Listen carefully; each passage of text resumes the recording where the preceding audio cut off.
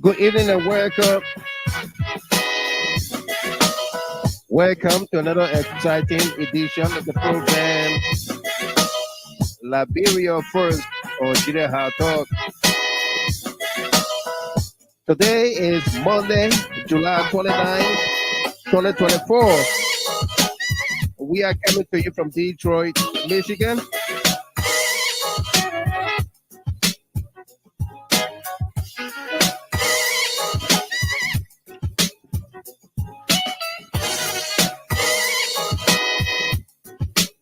If you just joined us here, we say welcome to you on this podcast. We insist to be civil with one another. There shall be no curse words, no insults of any kind. So invite someone, like the page, follow the page, and be my guest.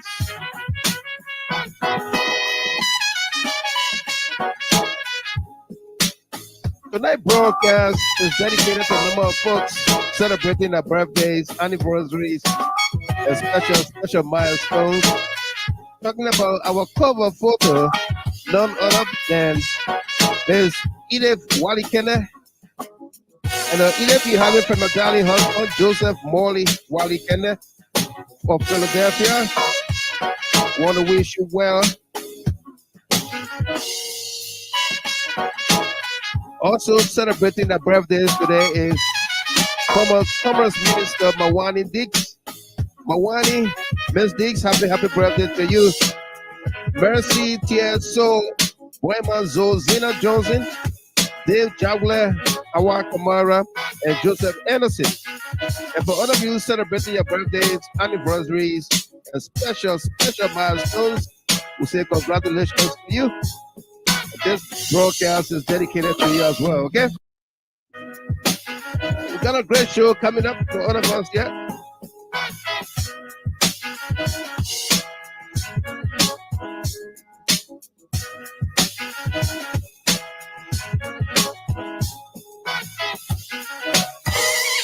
We got a great show coming up for all of us here tonight. Our lead topic show here tonight.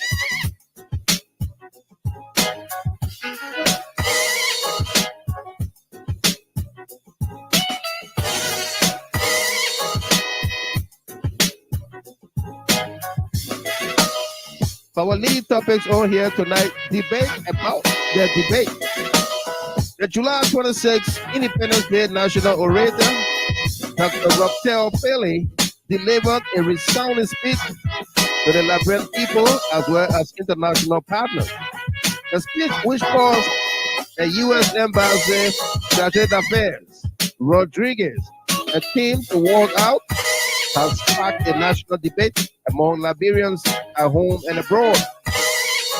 While others hail her for her bravery and free speech, others thought she was wrong. But the genie is out the bag. This is a debate that's long overdue, said others. While Chargé D'Affaires, Rodriguez and Team walk out, and Republicans blame Democrats and protesters for Netanyahu Address to Congress for boycott. Do you agree with Dr. Pailey? What the Americans walk out when they lash out at protesters at Netanyahu Address at Congress? In fact, the Republicans cheered when Netanyahu described and called protesters useful idiots of Iran. And of course, a Unity Party wage hunt. The Joseph Boycott administration has officially launched a witch hunt against former officials of the CDC government. Former Finance Minister Samuel D. Tweah Jr. has been ordered arrested as former acting Minister of Justice, Councillor Nyenati Tuan, is arrested and sent to Central Prison at South Beach.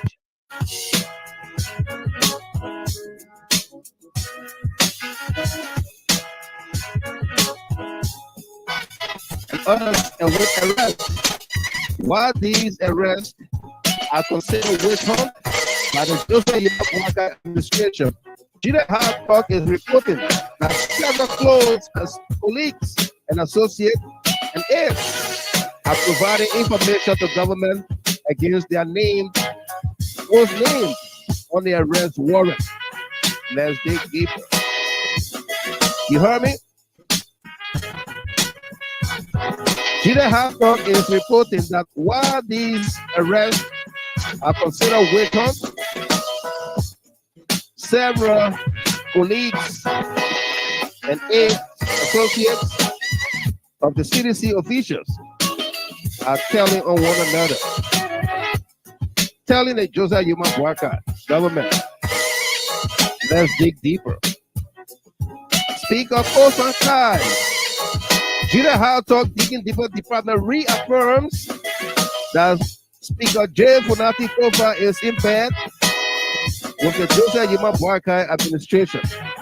Dr. Alan White, Minister Sylvester Grexby, ahead of 2029 general and presidential elections. Let's dig deeper.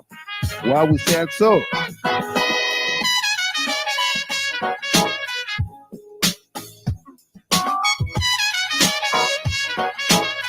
In another development, the War Economic Crime Court Office creation and the Yellow Machine saga, our compromise is Speaker J. Fonati Kofa.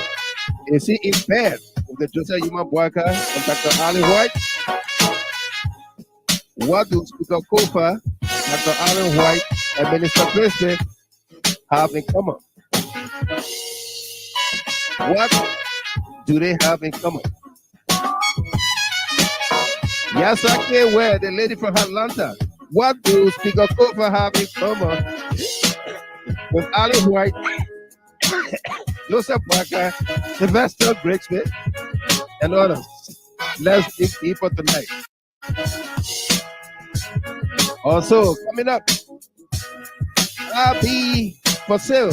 International Bank Liberian Limited is up for sale as Joseph Yuma Boakai's nephew, who is currently RB Bank President, Henry Samoa, has been to replace Central Bank of Liberia Governor J. Alonso Jr. The bank issued an acquisition brief which indicates total liabilities at USD $157,740,961. That's total liabilities owed by the bank. And total equities, that is cash on hand, properties, what have you, 20,029,063 United States dollars. Total liabilities and equities, that is, if we add the liabilities and the equities, monies owed and monies on hand, equals USD $177,770,024. Why does Joseph Yuma Boakai want to replace Governor Cllr with his nephew? The RB Bank owner, Stephen Kashan. Hopefully I got the spelling of the last name right. Stephen Kashan is in Liberia in a bid to seal the deal to sell with Samoa as central bank governor. He will be able to liquidate RB Bank's struggling position. Why wouldn't the GHT include in her audit of the Central Bank of Liberia tangible information that exonerates Cllr and Team, but told them to submit same to the Senate PAC?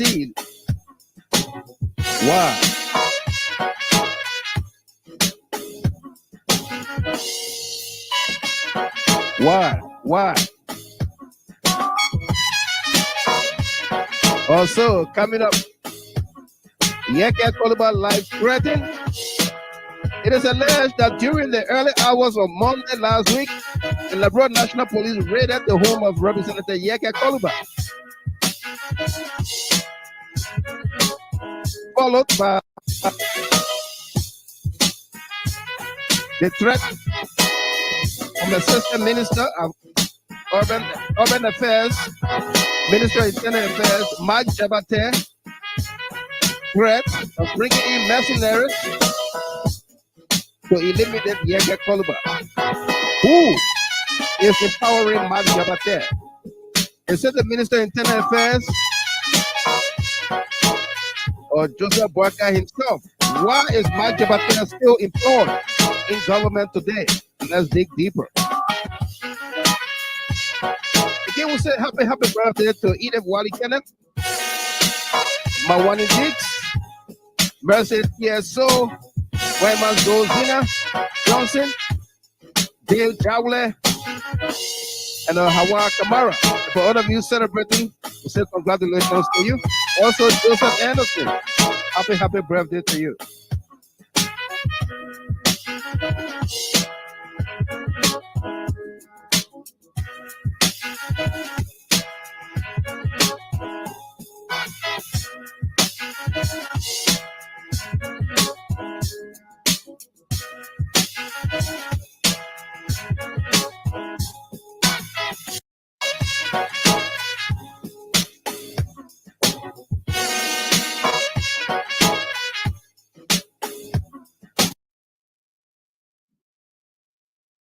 If you just joined us here, we say welcome to you.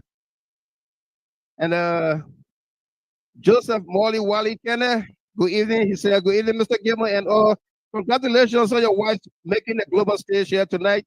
Wally Kenner, welcome. And happy birthday to your darling wife, Edith Wally Kenner.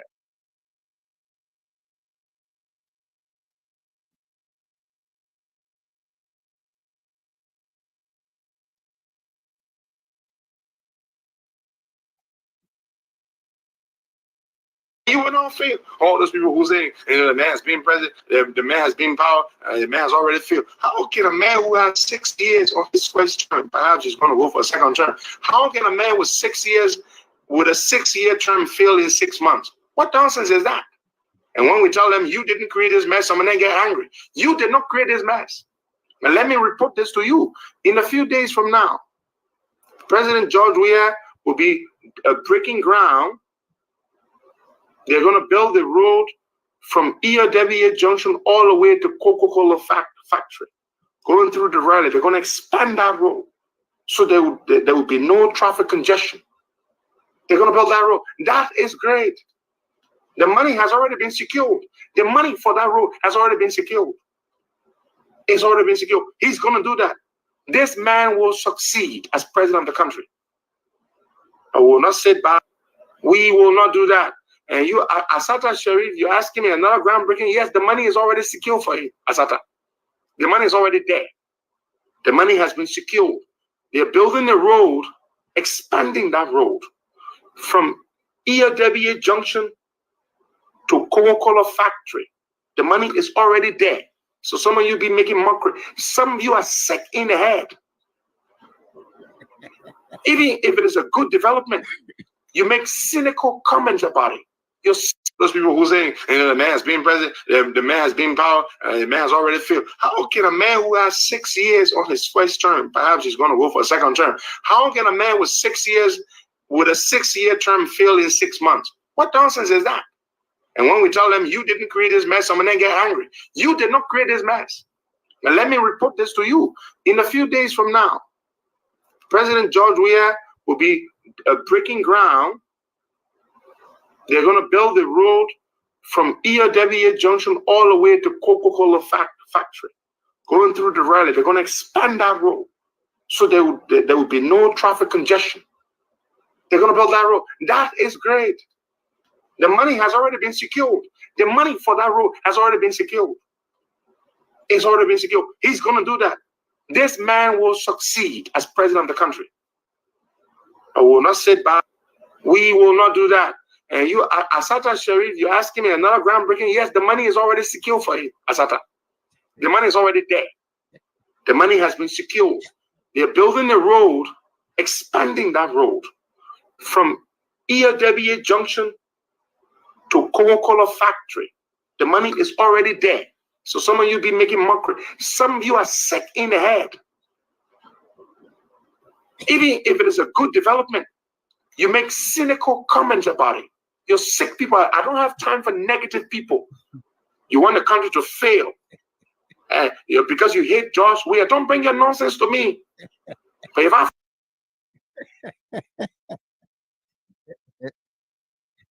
You're working for big.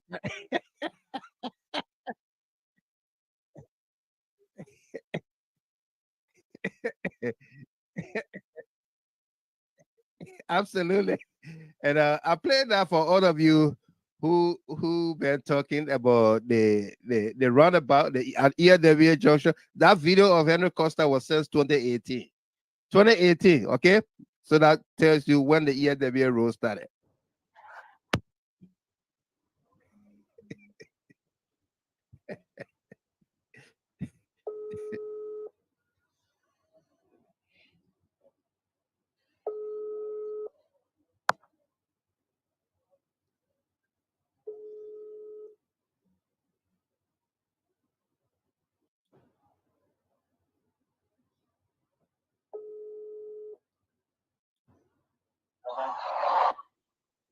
Hello?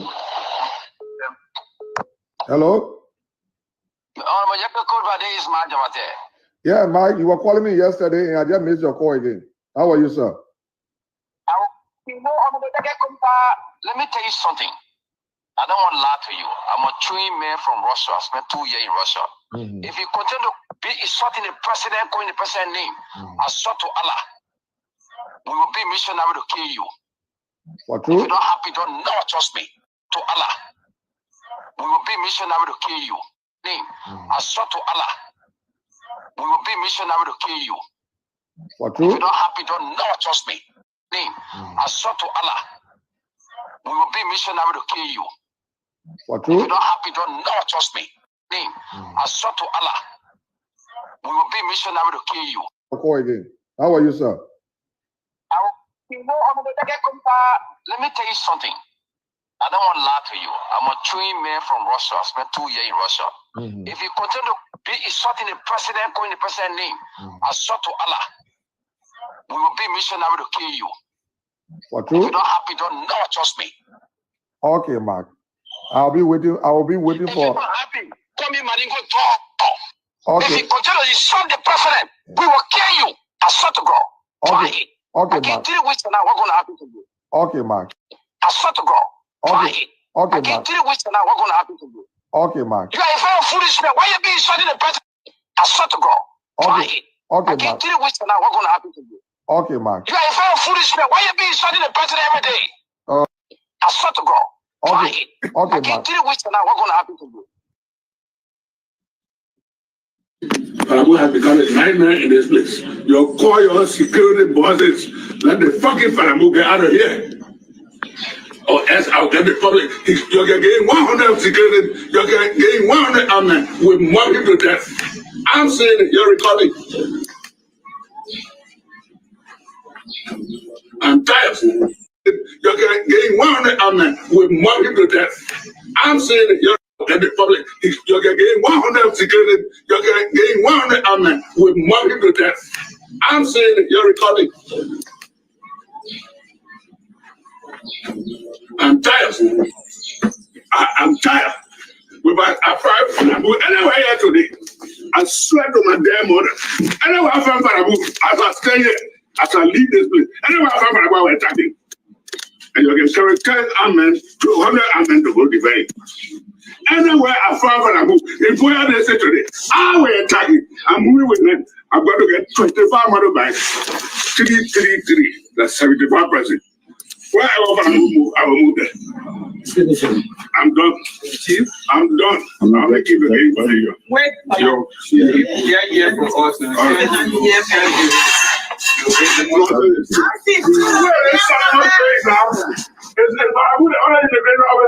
they can use, continue to terrorize my people. I know that's what I will today. I will mob you to death. I said it. You're arrest me. Chief, we hear your offer picture. We will pass it to our senior manager. Thank you. And what I want you to understand, Parabu is that a final decision maker. It should not be anywhere right here. Coming again. You terrorize my people. Parabu et Marcel for the meeting where they stand us here. He and Marcel, He got nothing to coordinate here. yeah, we are. I'm not. So if I'm a chief, maybe you don't know it. I'm a fucking old rebel. I'm a fucking old rebel. Maybe you don't know it. I'm a fucking old rebel. Maybe you don't know it. I'm a fucking old rebel. Maybe you don't know it. I'm a fucking old rebel. Who's here? There'll be Howard. Parabu has become a nightmare in this place. You call your security bosses, let the fucking Parabu get out of here. Or else I'll get the public. You're getting 100 security, you're getting 100 armed with mob people to death. I'm saying it, you're recording. I'm tired. I'm tired. I find Parabu anywhere here today. I swear to my damn mother.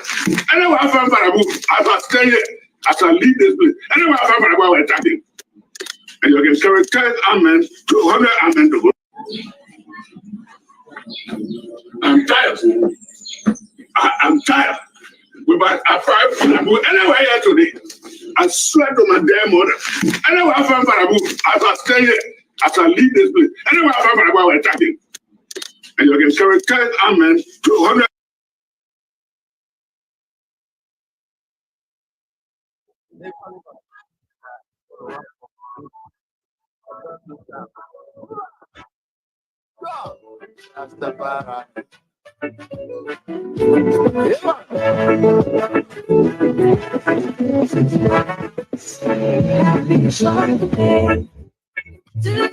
We gonna celebrate. Happy birthday to you. We gonna have a good time. Happy birthday to you, yeah. We gonna party. Happy birthday. I wish you well. Happy birthday to you. We jumping again. Happy birthday to you. I wish you well. Happy birthday to you, yeah. We gonna run, pam, pam, pam. Happy birthday. Yes, I am. Look at you. Come every jump up around and we run, pam, pam, pam. I am happy. Happy birthday. Come back again. Come every jump up around and we run, pam, pam, pam. I am happy. Happy birthday. I know you're feeling irate, so we gonna run, celebrate, and have a good time all night long. Happy, happy, happy birthday to you. I wish you well. Come every jump up around and we run, pam, pam, pam. I am happy. Come back again. Come every jump up around and we run, pam, pam, pam. Happy birthday to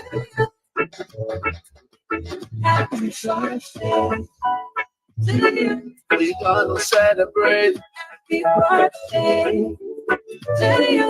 We gonna run, papa. Happy birthday to you, yeah. I wish you well. Happy birthday to you. Again. Happy birthday to you. I know you feeling irate. Happy birthday to you. We gonna celebrate. Happy birthday to you, yeah. I wish you well. Happy birthday to you. Today is your birthday, so we gotta celebrate and have a good time.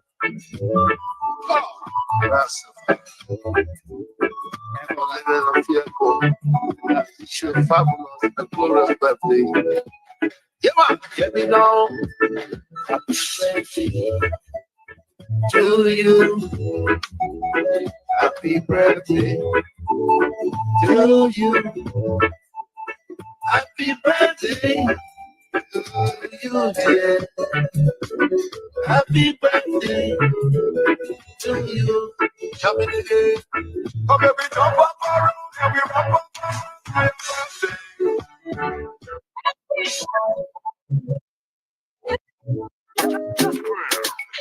Jealousy, jealousy. I say, sacre point. Wait till we blaha. They not be spending. That's also wait till we blaha.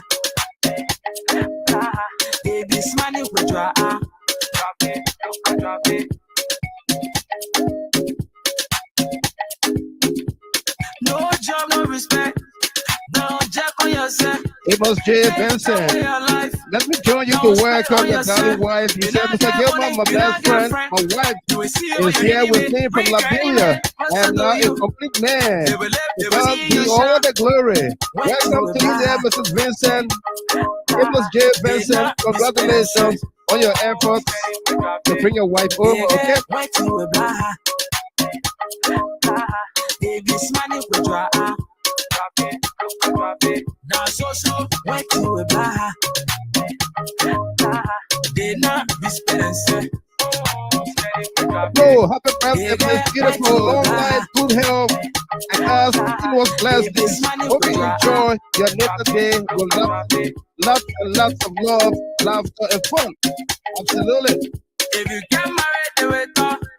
When you single, they will talk about you. Check for it and I wait. They try to be like you before you talk about my daddy clothes. Go and watch your daddy. The issue with some of our folks in the CDC, former officials, former aides, former police, telling on one another, right teeth, black heart. Yes, I can wear. Welcome. Ali Bagayogo, welcome to you. Saturday, somewhere, welcome. Pastor KFC, welcome, our senior distributor. Yuma Johnson, welcome to you as well. Viviana Yumane Yanse. Viviana, did somebody take over your WhatsApp account? Because they called me yesterday, they could not even say my name. I'm trying to talk to them, and they can't say, they can't respond. Are you having problem with your WhatsApp account? We have to remove it from the CNN chat room because the person came asking for $20 to buy pizza. When I said them, I know you can't do that. Viviana, I want to hear from you.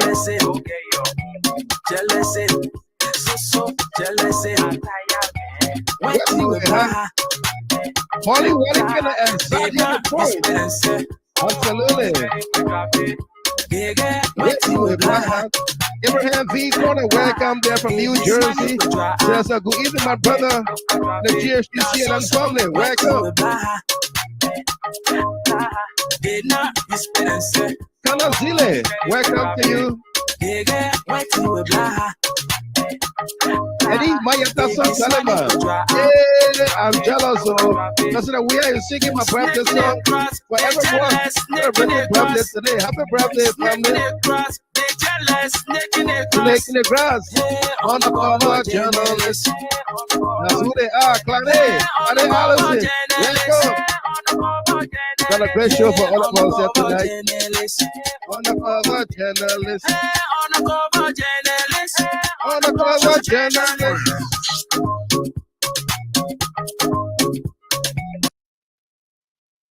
That's who they are. White tee, black hat, undercover journalists. Folks, good evening to you and welcome.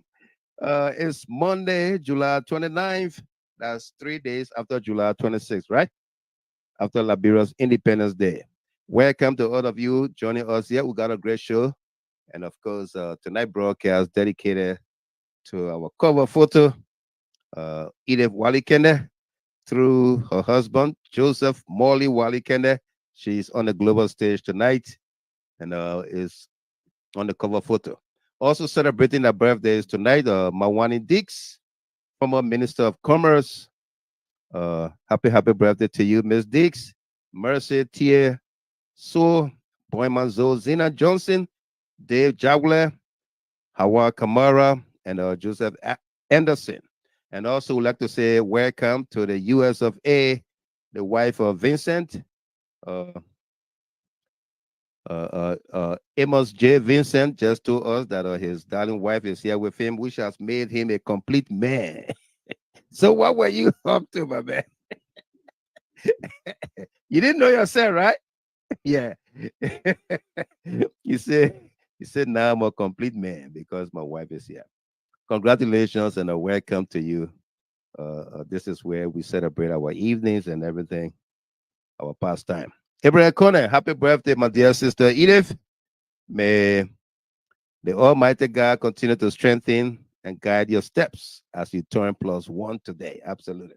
And no soup boys, mother pan butter, our disciplinary manager said, please be informed that there is no insult of any kind on this great platform. If anyone is found in such an act, will be blocked immediately.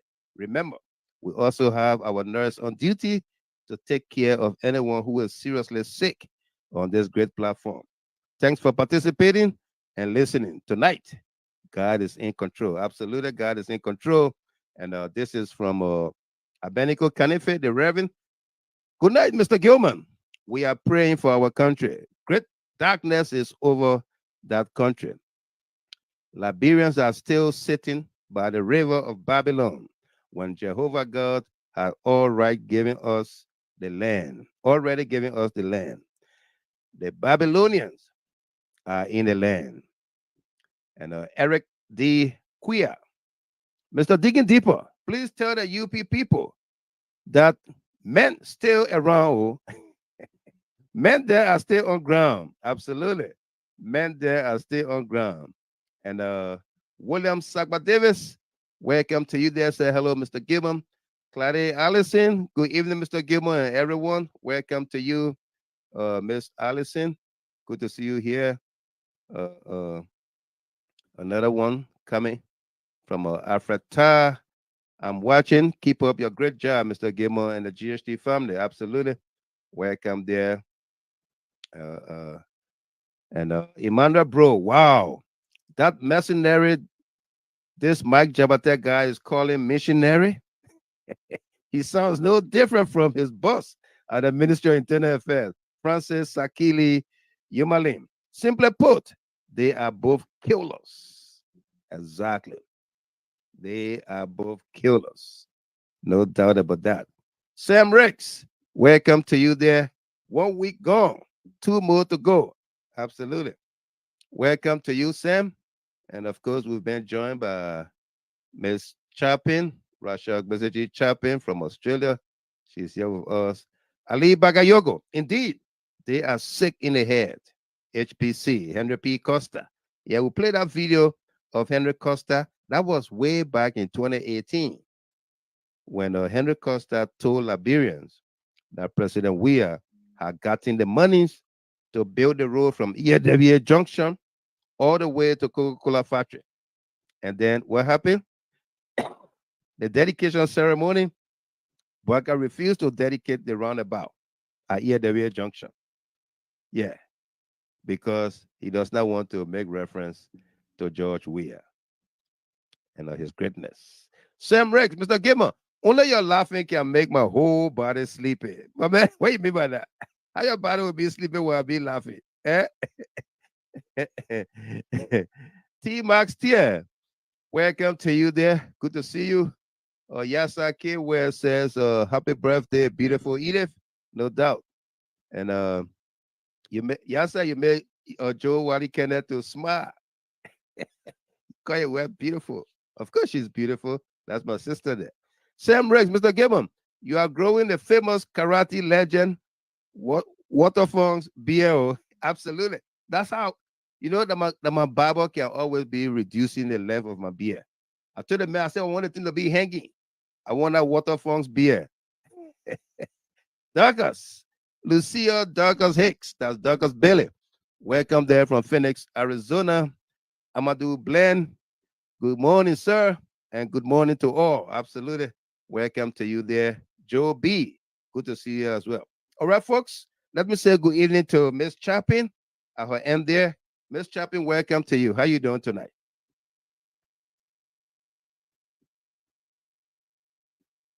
Rashad Bezeji Chapin, you there?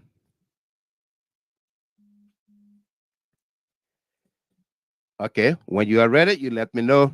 We'll bring you on. Okay. Folks, welcome. Thanks to all of you that pray for our safe travels to Houston and back to Detroit. We got back like this morning around 3 a.m.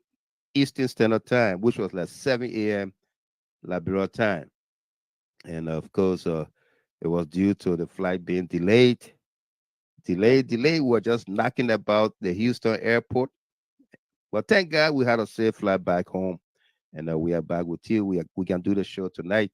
So it's great to be here. All right. Mas SP Pailey, welcome to you. Good to see you.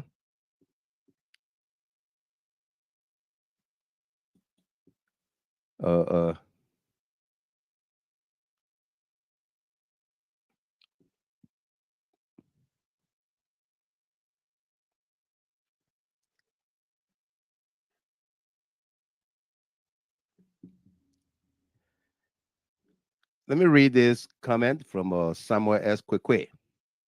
He said, I told you the Liberian people to make the former vice president the president. He understands government and the system, and he is using the system to arrest the country's looters. When you say that it is a witch hunt, was Samuka witch hunted? Was Ellen's son witch hunted? Were previous government officials witch hunted? Now, tomorrow morning, another female will be arrested. Thank you for that, Sam Kwekwe. The people you spoke about, their arrest, their deeds did not happen during the Weah administration. All right? Brownie Samuka did not steal during the Weah administration. Brownie Samuka was in court before George Weah became president. All right? Ellen Sally's son, corruption was not during George Weah time. You understand? It wasn't. And these are some of the things we'll be talking about. Yeah. If you want to prosecute corruption, you don't go after your immediate predecessors. You go back to another regime. Let's go back to 2011 forward. That's what we are saying. But if at all, you who the vice president or was vice president at the time that told the Liberian people and the international partners that you squandered so many opportunities. You squandered so many opportunities. And later on try to backtrack. Try to take it back. What did you mean by that? Let's go back to that time. But in the absence of that, you are witch hunting. Okay? You are witch hunting. Yeah.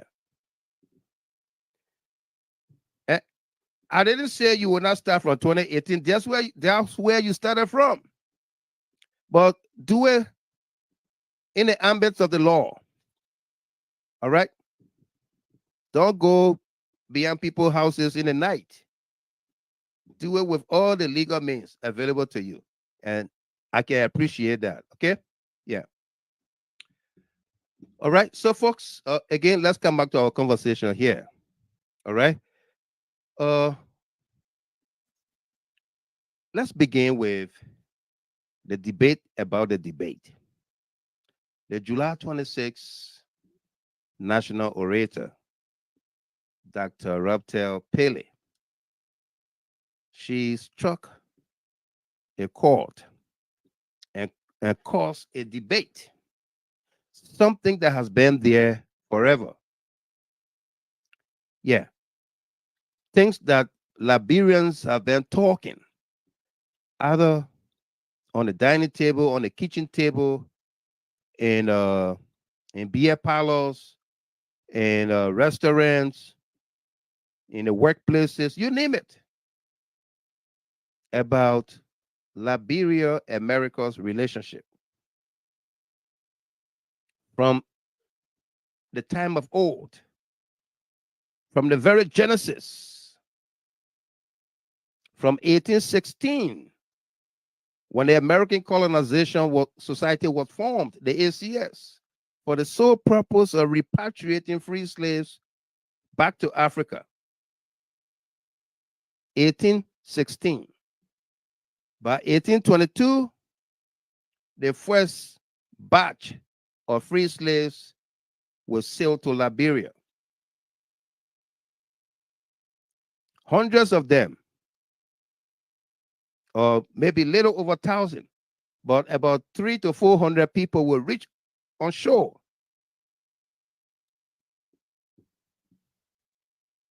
The Providence Island, that is today Providence Island, that is, all right? Few hundreds of them will reach on shore. 1822, to be precise. By 1847, let me say hi to Grace Bonnie Jobber, just coming on here. I didn't see you in a minute, but your husband, my friend and brother, has been calling into the show. She said, hello, Mr. Gamer, how are you? Yesterday was our daughter Komasa Jogba's birthday. Happy birthday to you, Komasa. I want to wish you well from your mom, your dad, and your uncle Michael here, okay? Congratulations on your birthday. Why you didn't call me to include the young ladies or Grace? All right? But wish her well, and this broadcast is dedicated to her, okay? And Miles S.P. Pailey, our defensive male feeder. Go back in 2005 to now. Then we will know that you are serious and stop the witch hunt, my friend. Absolutely. Yeah, no doubt. And Duba Hill is a massive witch hunt filled with biases, and it's also been used as a diversionary tactic to sway the public from the wanton corruption going on currently. No doubt about that. Yeah. Yep. And Eddie Mayata Song Belliman. Mr. Gilman, Samuel S. Kwekwe is the guy who placed JNB head on the Ghanaian president body during the election and said JNB was having meeting with his colleagues from the region. Remember, it was during the election. Samuel Kwekwe, Mr. Lion. I remember that picture. Thank you very much, Eddie Mayata Song Belliman. Victoria Addy, welcome to you, sir. Now those few hundred of them turned to be Liberia's nightmare. Okay? About 300 to 400 will reach ashore. 1822. On board the ship called Mayflower. Mayflower. The first ship that went was Mayflower. Then Elizabeth, then Nautilus. Those were the ships in that order. Mayflower, Elizabeth, Nautilus. If you read the John Kizé, a history book, then you know what I'm talking about. Okay. 1847, they would declare independence. July 26, 1847, which caused us last week, Friday, to have celebrated 177 years of independence. But how independent are we? We all listen to the national orator. We listen to other speakers around the diaspora. There were many guest speakers everywhere, almost in every state in this country, in Europe, Australia, everywhere. People listen to speeches and speakers make the case for Liberia at 177. But what did we get from the national orator, the one that was chosen by the government of the day to deliver the message? Was she fair and balanced? Was Dr. Pailey fair and balanced? Why did the Americans, led by the Chargé d'Affaires, Rodriguez, walk out? Why did they walk out? When we witness Republicans blamed Democrats for not attending Benjamin Netanyahu address to Congress, when we saw Republicans cheered when Netanyahu described protesters outside the Capitol when he described them as Iran's useful idiots.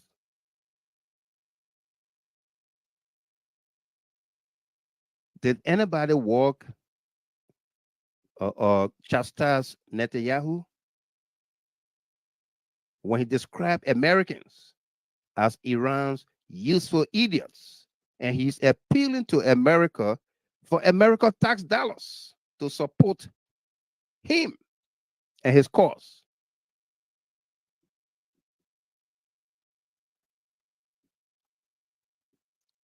Is somebody listening to me? Okay, so Robtel Pailey, Edith Walikeda, the celebrant here tonight, the cover photo said, "Thanks, Mr. Gilmore, CLN and GHT family for the birthday wishes. God bless you. Really, really good. No doubt. Thank you very much. And happy birthday to you again." Okay. Somebody's listening to me. Dubois Hill said, "No, she wasn't fair or balanced at all. Plus, come to find out, she's a Upist." She's a Upist. But there were things that she said. Forget about whether she's a Upist or a sedition or ANCers. Forget about all of that. Let's look at her as the national orator. Did she deliver on terms? Was she fair, balanced? Or she struck a chord that hit the nerve of America, or that was detrimental to Liberia's quest for growth productivity, as she depends on America and international partners? What did she do? Samuel Tweah said, "The genie is out the bag." In his piece, he said the genie is out the bag. A debate has started. A noon debate, something that we always spoke about, is now in the open. Let's talk about it. Did America take more from Liberia than she gave back to Liberia? Huh? All said and done, this debate will not settle in one day. It will not take 1 week for all of us to realize where we are with our relationship with America, country Liberia, where we are.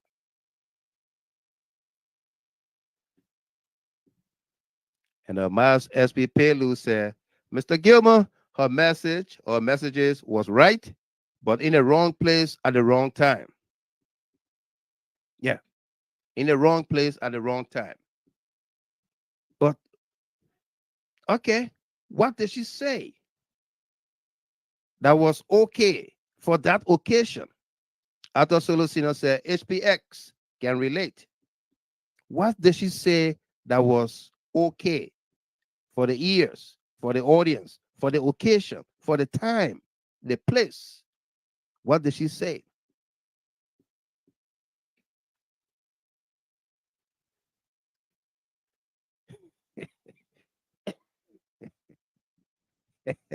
Hey man, Sam Riggs, I come to your comment, but the other guy celebrating here too much tonight. He got to pay. You know how much Wally can I pay for a wife picture to be up here tonight? Amos, Vincent, yeah. you know how much Wally can I pay? And you just write, you all got a nice thing there. You said, Mr. Gibbon, I gave my wife a decorous case, the case that took away loneliness and made me a whole man. Okay, thank you. Say hi to her and wish her well, okay?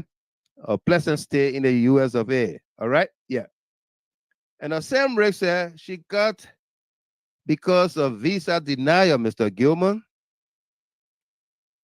there's news in clouds that many of JNB officials will refuse visa to the U.S. As we are hearing, JNB knew about the speech. Absolutely. She would not have delivered that speech if the speech was not vetted, if nobody in government knew or read the speech. So you open up another thing. So who read the speech?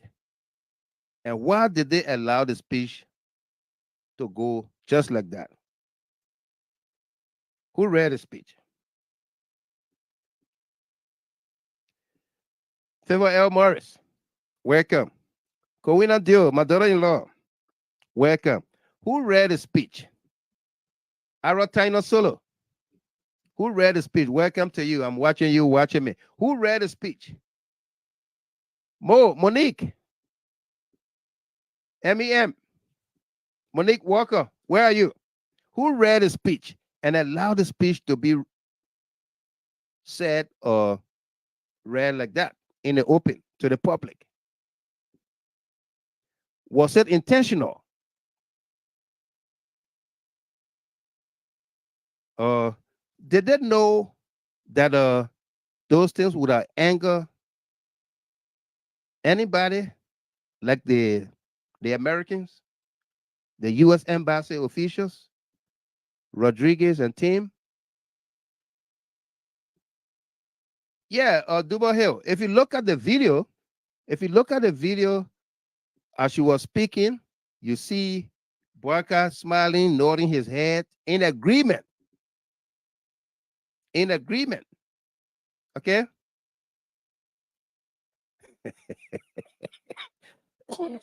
This is the best comment for the night. This is the best comment for the night. I'll give it a star also. From Kuda Williams. Kuda Williams said, Delon did, but he didn't understand the concept. He read a speech, but he did not understand it.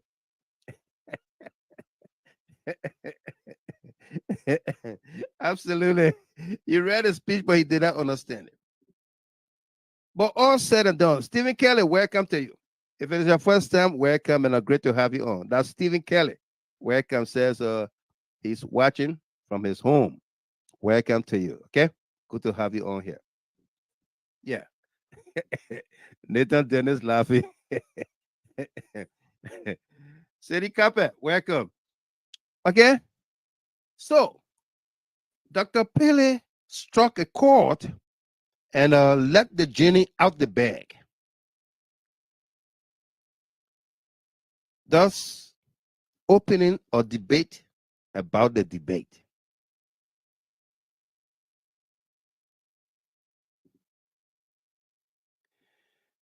Opening a debate about the debate. Did America, America and Liberia got a strong historical ties. Okay? But why is it that many times we all argue among ourselves and blame Uncle Sam for the lack of development in Liberia? We blame Uncle Sam for visa denials, or we cannot get 5 years visa like Ghana and other countries. Why is Liberia not even visa free? Why is Liberia not even visa free?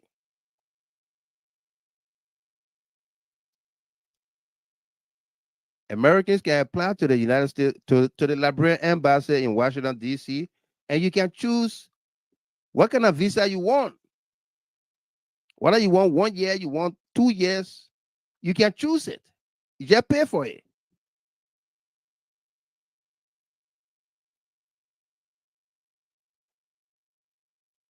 Okay?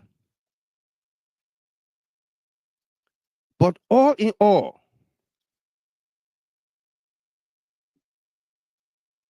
the speech itself, one could describe it that the tone was rather harsh. Yep, the tone was harsh. The presentation was out of frustration. All right, it was out of frustration. Robtel Pailey representing that a segment of Liberians that are frustrated with Uncle Sam or Uncle Sam's attitude.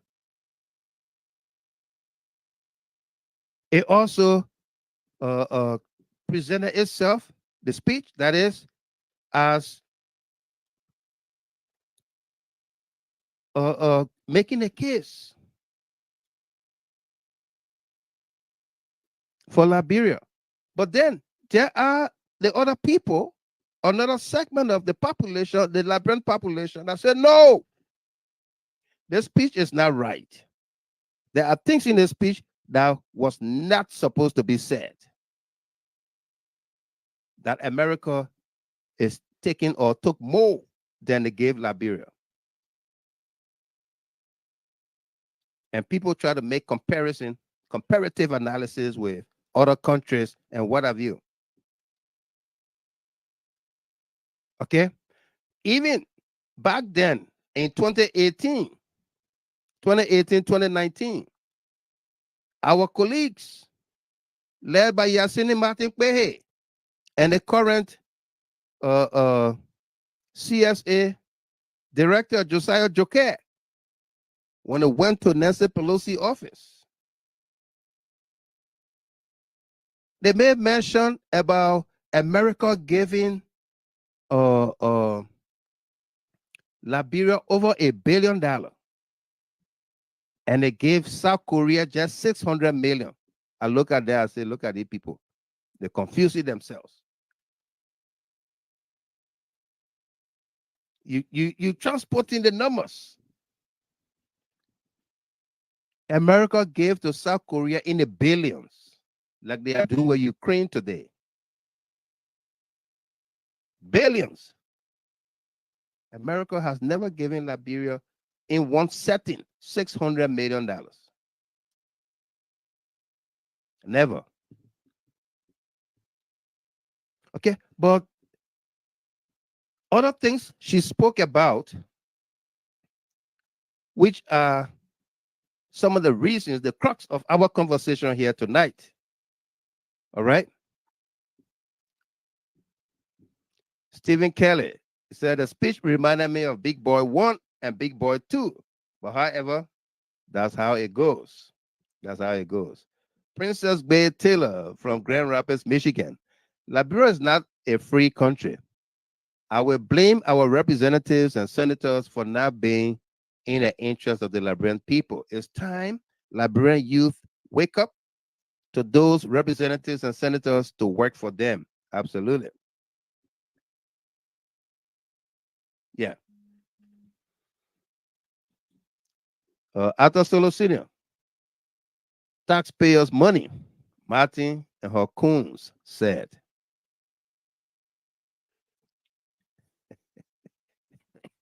And a mass SP, the speech is long ago, about 47 minutes it is. Yeah. The speech long, Solo Senior. We'll play excerpts subsequently, but we got a message to send out. We'll play excerpts subsequently. Okay? Yeah.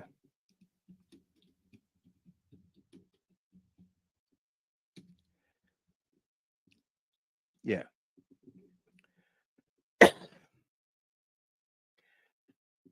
There are things that she said in the speech that are some of the reasons of our conversation here tonight.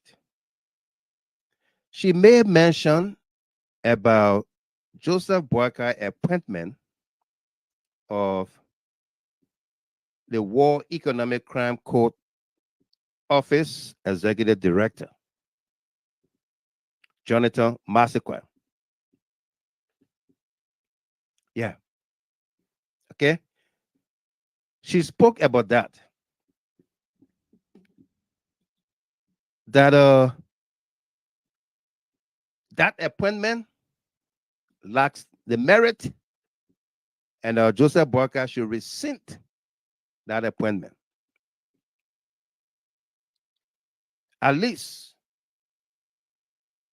that was like the official representation of Liberians, rights advocates, some of which are former commissioners of the TRC, including us right here, while Michael Gilman on this platform. We said that appointment of Jonathan Massaquoi was an appeasement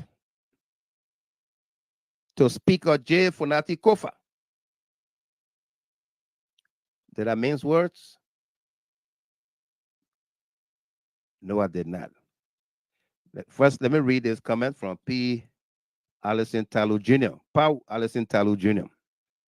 He said, Mr. Gilman, if I was giving that speech, I was going to go all in on the government for not making sure that there was AC in the building to avoid me using my speech to defend myself. Yeah. Okay. Thank you, Mas SP. That's another thing she spoke about in the speech. The yellow machine debacle, the lawmakers being lawbreakers, corruption, absolutely. Yeah. Okay. Ms. Chapin, are you there? You want to say hi before we continue? Rasha Gbesiti Chapin. Yeah, Mrs. Gilman. Yeah, welcome. How you doing? I'm fine. How yourself? How the family? We're doing fine. Yeah, okay. Great to see you all. Thank God we all are alive. No doubt. And being me with life in my AB, my AB voice, AB1 voice. And we just give God the glory for everything, and hi to our followers on our platform, the CLM members, and those people following the platform on a daily basis. Every time we come here, and thank you, Mr. Gilman. Thank you for the hard work. With the increased cost of living and things are so challenging now, you stay making time to come and say, yeah, I'm most grateful to you. People say that we were on salary from the government. That's why we were on this platform. Right. But I think we stay here. Even with the government that we supported out of power, we stay here. Speaking to what matters in our country. It's because we care for our country. Yep. We want to see Liberia better. So that's why we came on to this platform and we continue here talking. But you want me to comment on that monologue so far, or no? I'm still in the monologue. But anything you want to speak about? No, just finish. Okay. All right. Yeah. Thank you. Thank you. Welcome, and thanks for being on here tonight. Cecilia J. Freeman, welcome to you there. Say hi, GHT family. Welcome. And Emmanuel Bro on the YouTube channel said President JNB and some of his officials read the speech and knew exactly what it contained, but they intentionally wanted to hit at the U.S. because the embassy in Monrovia reportedly denied them visas. Absolutely. Yeah. And Mas SP said, good day, sis Russia, Gbesiti Chapin. And Tukba, we said D3 for life. Let's move on. Thank you. Winston Logan, welcome. All right. So, Dr. Pailey did speak about the appointment of Jonathan Massaquoi at the War Economic Crime Court office as head of that. I believe not only did she speak of Jonathan Massaquoi, but the entire appointments. But Massaquoi was emphasized. Massaquoi, let's take it back. Massaquoi was first appointed as Minister of Justice by Joseph Boakai. He was first appointed as Minister of Justice by Bouakai, and Unity Party partisans leadership went after Bouakai, and Bouakai rescinded that appointment. But first, let me tell you that Jonathan Massacre is a co-owner to the law firm owned by Fonati Koffa, J. Fonati Koffa. Massacre and Kofa are partners in that law firm. Okay? So, Massacre was appointed Justice Minister. You pissed, kick against it. Bouakai rescinded that appointment. You will recall, we played you a video here of Alan White. That video is way in our archive. I'll try to retrieve that video to bring it forward for you all. Okay? We'll try to retrieve that video and bring it forward for you all. We played that video. Alan White in Liberia paid a visit to Joseph Bouakai, and they did that video. You'll hear Alan White in the video. Why did you invite me here? Making sure that he got Bouakai on record. Delano Tamasa, are you there? Can you hear me? Work on your audio and video if need be, okay? Do that. Why did you invite me here? And Bouakai said, you know, Alan, you've been working so hard for the Liberian, for this war crime code and this and that. He was shocked by the question, and his response was just what you heard, similar to what you heard for his July 26th speech. Okay, so Alan White in the country, he began to move about. The new government, everybody seems to be seeking this balance, this alliance, and what have you. And Alan White seized the opportunity, took advantage of the opportunity to get Fonati Koffa to agree with him on a number of things that are being put in motion today. And this is what that hurt me the most. Let's say hi to the vice chair. My man, your beer getting thick more than my own. Robert Chairman. Yeah. How are you, sir? How are you? Let me pull you up. Let everybody see your beer. Oh. I follow your footstep anyway. You follow my footstep? Yeah. Welcome. How you doing? I'm doing fine. I'm doing fine. How are you? Great. How are you, Rachel? Oh, yeah, I'm doing great. I'm doing great, the wise man. I'm doing great. Let me say hi to all our people.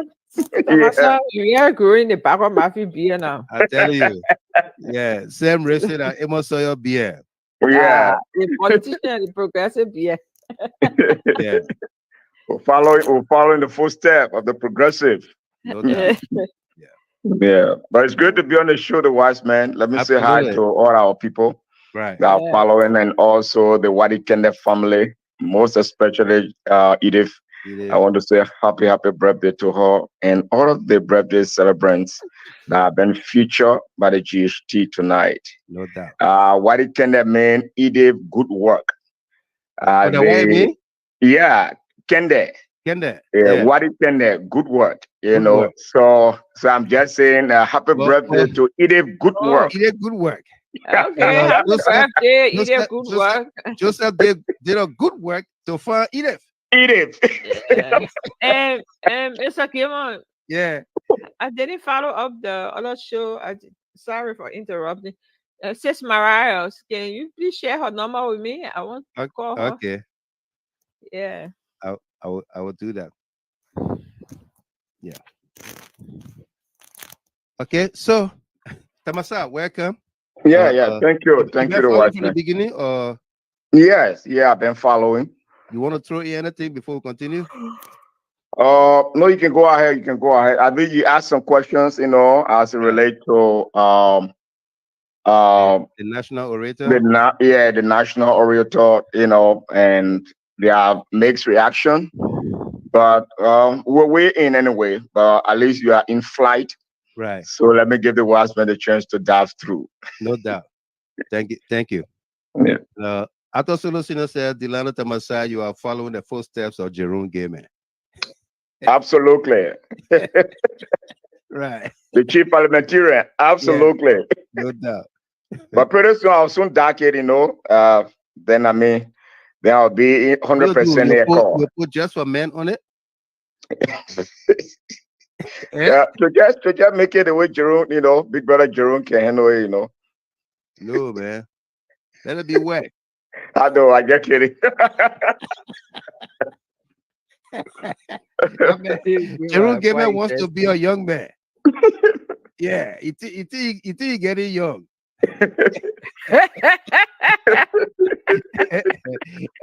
He will come running on the show just. You can't run it. I'm calling him. Yeah. Yeah. Oh, you get blame Mr. Gayman for putting that color on her hair that time. No. Yeah, because my daughter in primary school, she wanted me to be dressing all every time I go pick her, I'm a dress all like I don't know why. Right. The kids can push you too. Yeah. Absolutely. Okay, folks, welcome back. And Tamasa, welcome to you. Miss Chapin, welcome. You guys have open mic, anything you want to chip in, you can. Okay, so let's go back to our conversation here. Arlen White saw the opportunity and decided to use it. That is a brand new government, a new speaker, a new legislature, partly new. There were some old ones still there, and new people joined in. New government, new cabinet ministers, and what have you. And decided he's going to grab the bull by the horn. That is the establishment of War Economic Crime Court, as if to say Arlen White has anything, or he lost anything in the war, or he has any fish to fry in the war, except that he wants money. So he was able to get Fonati, Kofa on his side. Mm-hmm. All right. I'm telling you this today. And let me say this. These are the things that when they happen, they hurt me to the core. When you have a unit, you have people in a unit that work together, that are supposed to seek one another, each other interests, and the people's interests, and you have people doing otherwise. Okay, and that's why we play the song White Teeth, Black Heart by T-Man Williams. White Teeth, Black Heart. Okay, that's why we play that song. Because the thing about it is that I don't like betrayers. I don't like betrayal. Tell me to my face, and I'll be okay with it. Not to my back. Yeah. Even though the great statesman said, if they spit at you behind your back, it means you are ahead of them, right? No, but don't spit at me in my back. Don't spit at me on my back or in my back. Come face to face, vis-a-vis.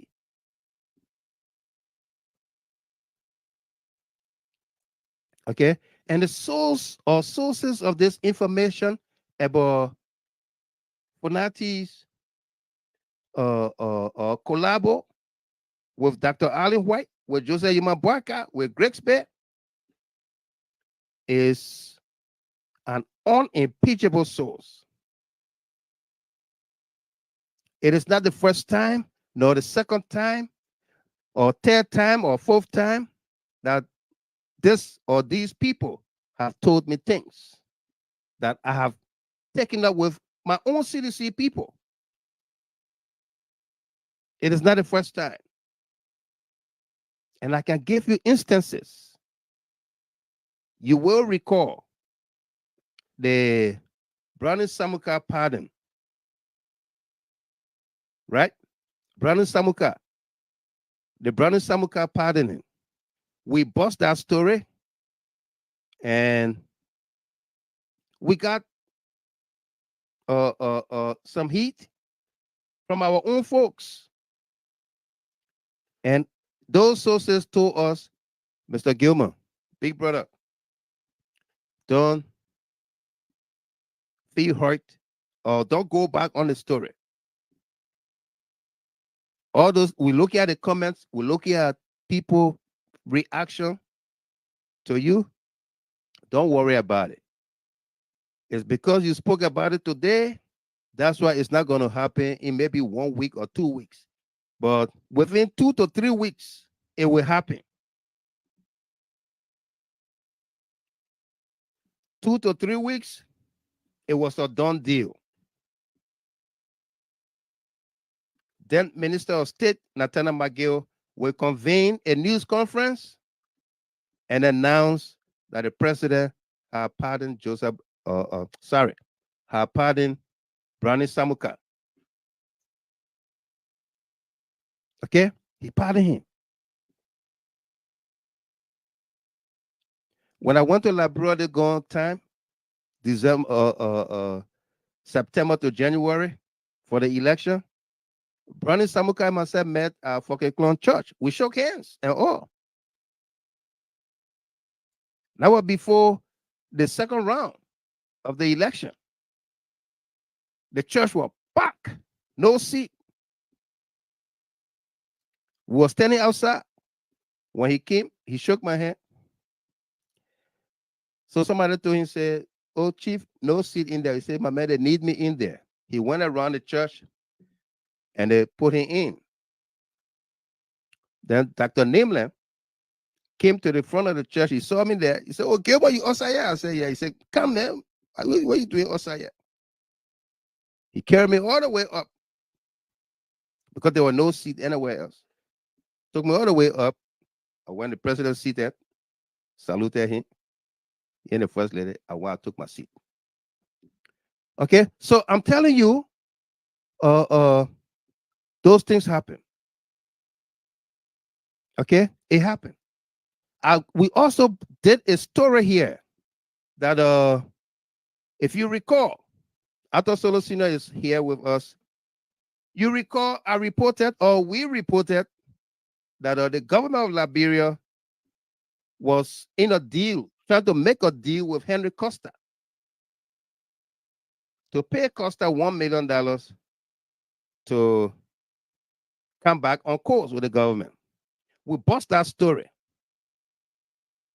And we got some heat from that story. We got phone calls. And people say, "Oh, Mr. Michael, Mr. Gilmer, you know you implicated the president." I said, "No, I did not implicate the president. I said the government of Liberia." "Oh, you got to take it back." I said, "No, I'm not taking it back." "You got to apologize." I said, "No, I will not apologize. If I do, I betray the trust and confidence of my sources and the platform." Okay? And I'm admitting that. But then you will be in problem with us. I said, "No problem. I'm just saying this to you because it hurts. It hurts that we will have a speaker I'm not talking about somebody else, an ordinary person. I'm talking about the Speaker of the 55th National Legislature, Jonathan Fonati Koffa.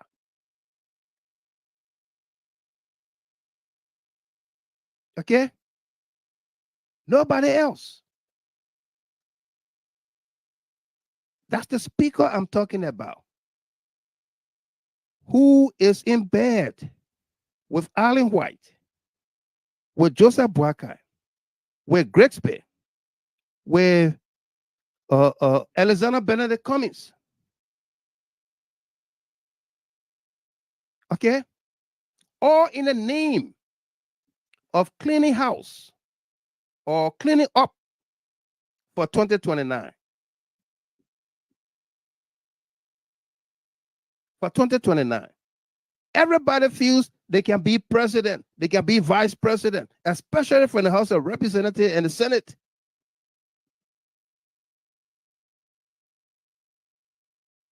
Okay? Today, the Boakai government issued through the courts writ of arrest for a number of officials, including Samuel Tweah, Nyenati Tuan, bunch of others. Okay? For allegedly corrupting monies from the Treasury.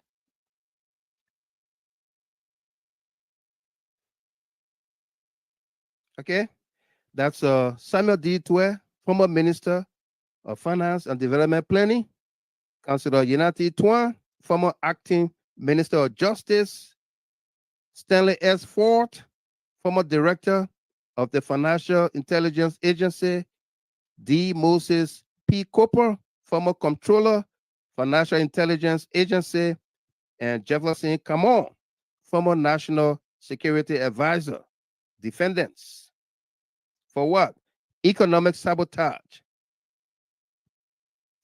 misuse of public money, property or record, theft, and or illegal disbursement and expenditure of public money, theft of property, criminal facilitation, criminal conspiracy. Okay? Yeah. These are the charges they got on these people.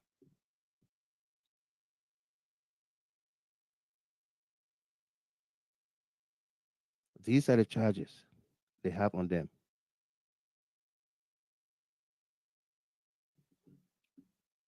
An audit was conducted.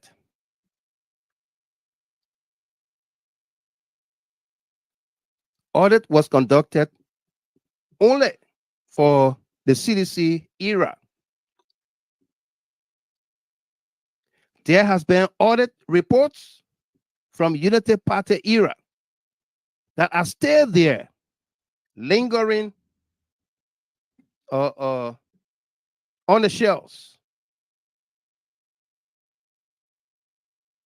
That this speaker, if he saw the Unity Party administration going after the immediate past administration that you are a member of, you were deputy speaker that time, and today you are speaker, and they are going after your colleagues, your party.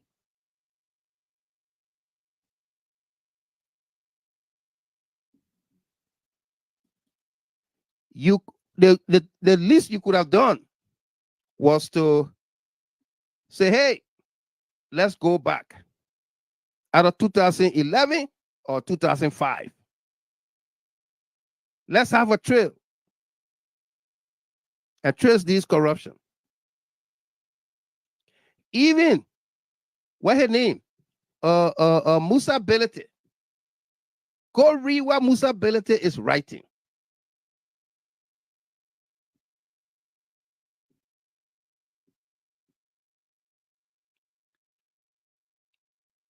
Go and read what Musa Belete is writing, that the legislature is even refusing to be audited.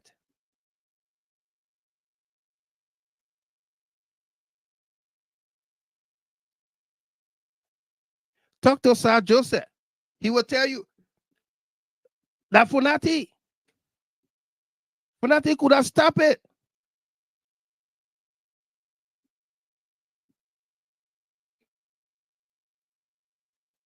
Fonati could have stopped it. He could have called for the all audits.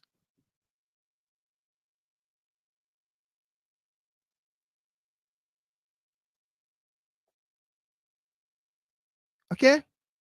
He could have stopped it. He could have called for the all audits. Put it on the book side by side.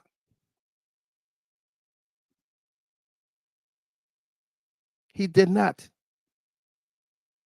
He did not, because he's promised a whole lot. He's promised a whole lot from Allen White. And he knows Bouaka is not going to run second term. Okay? Bouaka is not well. He will not run second term. 2029 is a broad open field. So what do you do? What do you do? And that's where I got issue. And that's where I'm hurt. That's where I'm hurt. Okay? That is where I'm hurt. But we are continuously investigating. Our Digging Deeper department is continuously investigating one or two other persons who keeps coming into the crosshairs of the investigation. We've contacted them. They told us X, Y, Z, Gilmore is not true, blah, blah, blah. But we are investigating. And in a not too distant future, we'll disclose to you their full identities. When it has become clear and evidential, we will. No threat to anybody. Okay?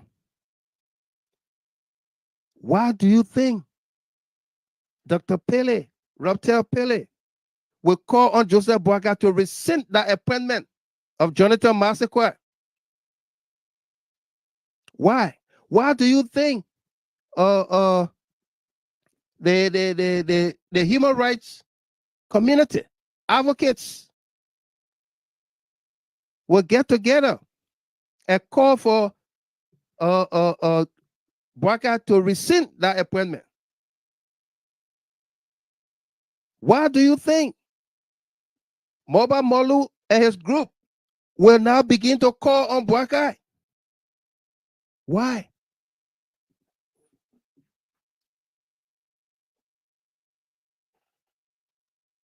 Okay?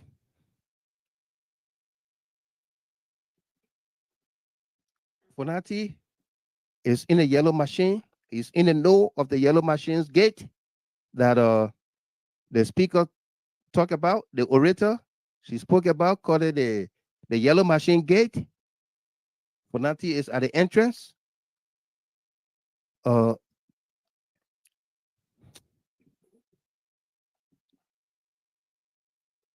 It's very disturbing. And here comes my young auntie. She calls me brother, Mommy Yoko, Mommy Weeks Yoko. And then, Mommy, how you doing? Welcome. Good to see you. Okay. Yeah.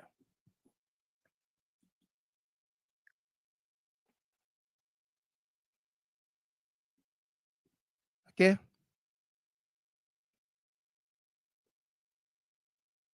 It's sad.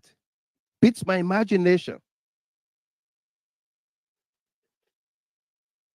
It beats my imagination that at this day and age where we are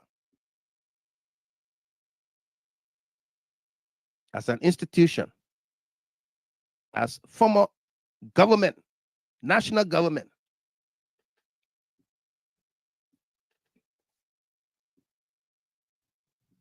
We don't have a strategy in place. We don't. We don't.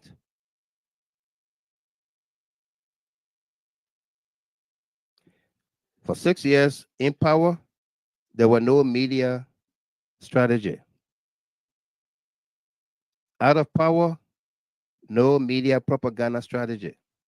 Everybody's on their own. Somebody wake up, they run into Spoon Network.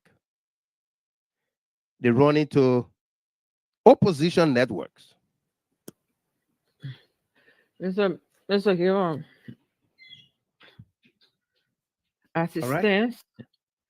Right. Can I start with something?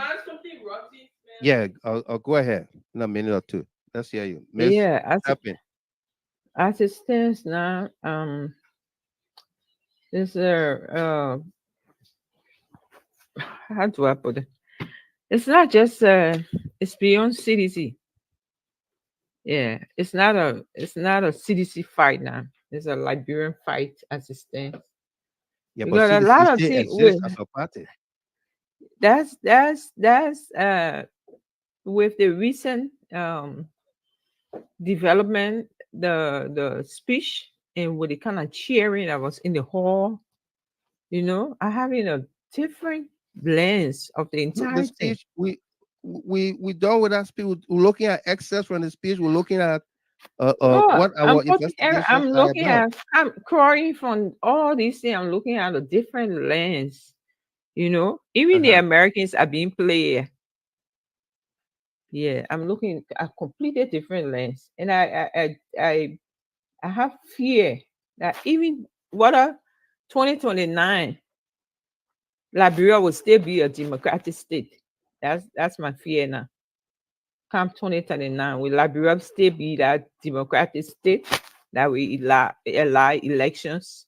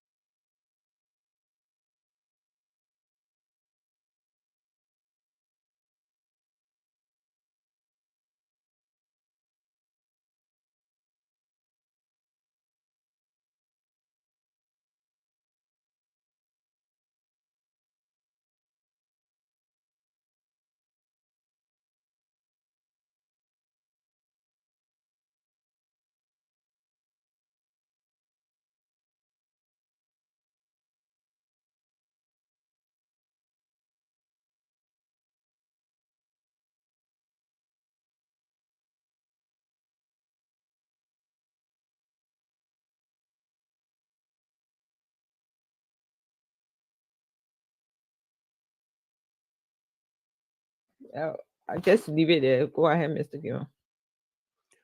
Thank you. Let me welcome Miss Dopo. Sarah Dopo, you there? Let me say hi to you and then we'll continue. Yeah, I'm here, Mr. Goodman. Thank you so much. Welcome. You been following? Yeah, I'm following. Okay. Hi to the panel. No doubt. Welcome. You want to say something before we move on? Well, I just want to say, Mr. Goodman, I can see and feel.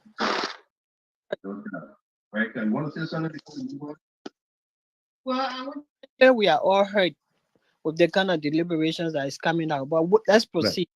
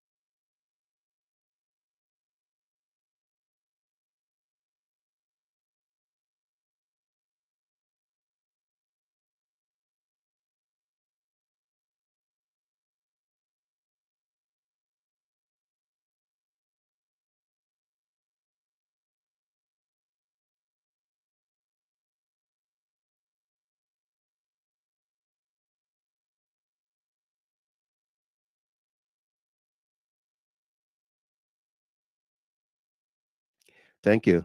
And Brother Connor, Connor just joined us too. Abby, welcome. How you doing? And Brother Connor, Connor just joined us too. Welcome. How you doing? Yeah, good evening, my brother. Good evening. Well, that's a good morning. Yeah, after 12. I think you got it. There's a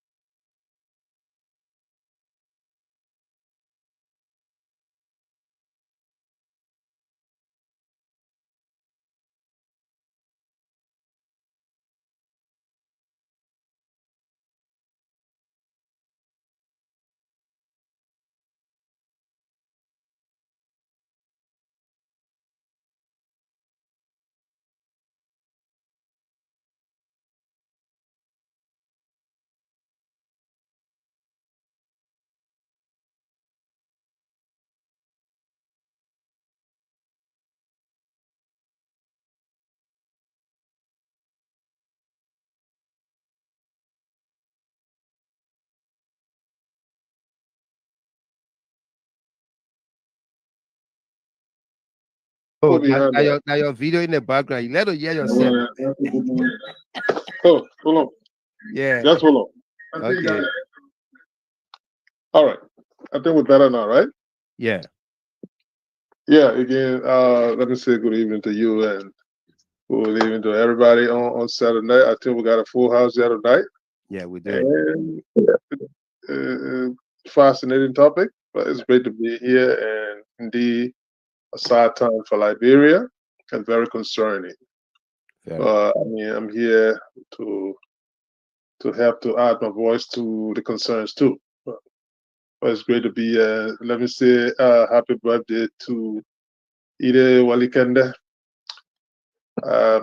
May the good Ola guide your step, dear sister, and I say happy birthday +1. No doubt. Great. Yeah. Thank you, Brother Conan. All right. If you just joined us here, we say welcome to you. Let me read this comment from Mr. Kia, Stevie and Nelly Kia. Well, Michael, good evening. Even though I'm coming on late, but for us, the crew people are rogues. So watch Kofa will jump on board with Alan White. Trust me, I never have confidence in his leadership at all. Comfort Mabite, welcome to you there, my darling little sister. How you doing tonight? Welcome. Yeah. Lena Addison Outland, welcome to you. Sedition stood behind Kofa. Wow, wow. And Ishmael Habib Rahim, welcome there. We're going to open up the lines momentarily, but not just now, okay? Please, let's deliver this message first. And Laura Askey, President Weah had all his enemies in his government. Thank God Almighty, they didn't take his life. It was too heavy on his shoulder. Absolutely. Yeah. And Mary Doe said, happiest birthday, sister. No doubt. All right. So let's go back to our conversation here. I was telling you the collabo with Kofa, Alan White, Greg Spey, and what have you. All right. On the yellow machine, the yellow, what her name called it, the yellow machine gate. Kofa is at the entrance. In fact, he inside the fence. He not outside the gate. He inside the fence. So you're not standing at the gate anymore now. No, you're not at the gate. The gate already sitting down. He's not even the gatekeeper. So let's see. I want to welcome you. Didn't say anything. Let me hear you. Welcome. How you doing? I'm doing good, Mr. Gilman. I've been following you, and my two senior brother with my sisters on here tonight. I want to say thank you for the hard work. Right. Mr. Gilman, the saga that's going on, for me, I say it's necessary because maybe America should taste a little bit of Jurubo that we've been drinking in Morovia. That let it taste more of it, that they will know that you cannot just be driving the same Peugeot and you think you're in a BMW. It don't work that way. You take more, you get less. More. Yeah. Every day is a blessing day for the dog to find a boom in the market there. So today, I think I stand with the lady, I stand with the doctor. If they will deny her visa, 1,000 Thailanders go ahead, deny it. She will go to Russia, we'll go to China. That's how our friends are doing, and they are doing good. Look at the Sahel state. They are recruiting more members. The only put the ban is Cote d'Ivoire and Ghana because they don't trust the two people. They are puppets to the ECOWAS is puppet to France. So I think the president is doing something that is completely unprecedented. Maybe flipping the coin on the U.S. and trying to bring the Russia in. So for me, I'm a constitutionally. I take it a backseat. I don't want to talk too much. Let's watch the play. Right. Okay, so let's get back to our conversation here. I see a whole lot of wow comments coming on. Yeah, when I tell the show to Kwame Opa Weeks, wow, what a wow. Yeah, Miles SP and others. Wow. Okay, so let me draw a little bit something here. we don't normally do this in our border politics. And in our advocacy, we don't either. We don't do this. But let me just draw this picture for you. Okay? Yeah. Because in politics, they say you leave out people, families. Yeah. Families and kids cannot be drawn in to politics. But it will be the first and the last time we talk about this. And you can picture it any other time. Fonati is married to, here myself, who married to the same people from Lofa County, Loma people. Loma people are nephews and nieces to the Kisi people. So I'll leave it right there. I put myself inside too. It's So you inside the gate? Anyway, yeah, I don't know. I don't know the analysis you're drawing, but that's true. The Lomas are nieces and nephews to the Kisi. The Kisi. So yeah, that's true. All right. We are the uncles. We and aunties. We are the point where I have froze. So just go ahead, be talking. I will come back to you guys. Okay. Yes. Quickly, let us say hello to everyone. Welcome once again to the GHT. The GHT is firing up tonight. We just want to welcome all of you once again. Mr. Gilmore in flight, but for some reason he has been frozen. So stay tuned. Don't go anywhere. We'll continue the conversation until he comes back. But quickly, let me just turn over to the chief parliamentarian. I think Arthur wanted to come in when he got frozen. So Arthur, solo. Yes, sir. Thomas, when Mr. Gilbert said he was Isa, we're asking, is that the same gate that Fonati E or that different gate, the yellow machine gate? I hope you don't join the yellow machine gate because we need him on the CLN side. So the CLN gate, he should stay there. That's a proper gate. That's a white gate. But that yellow machine gate, there's no seat in there anymore. There's a lot of people in there. I don't think they can fit anyone that is in law to the Kisi or to the Loma. They're not going to get you seat in there anymore, But Fonati is playing a very dangerous game for the CDC. But it also is a lesson to the CDC. CDC must learn to profit its own people. You cannot be a pastor and be the administrator for the country. No. Fonati not bona fide CDC. Y'all know the men are flip-flopper. The men can flip anytime. If I was somebody to make somebody speaker, I will fight hard to make a born citizen a speaker. This is the time.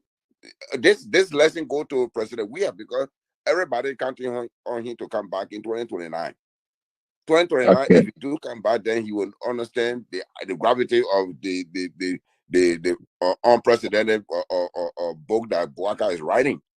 Boaka is writing a book that are gonna go my way, you go your way. Absolutely, absolutely. Thank you so much.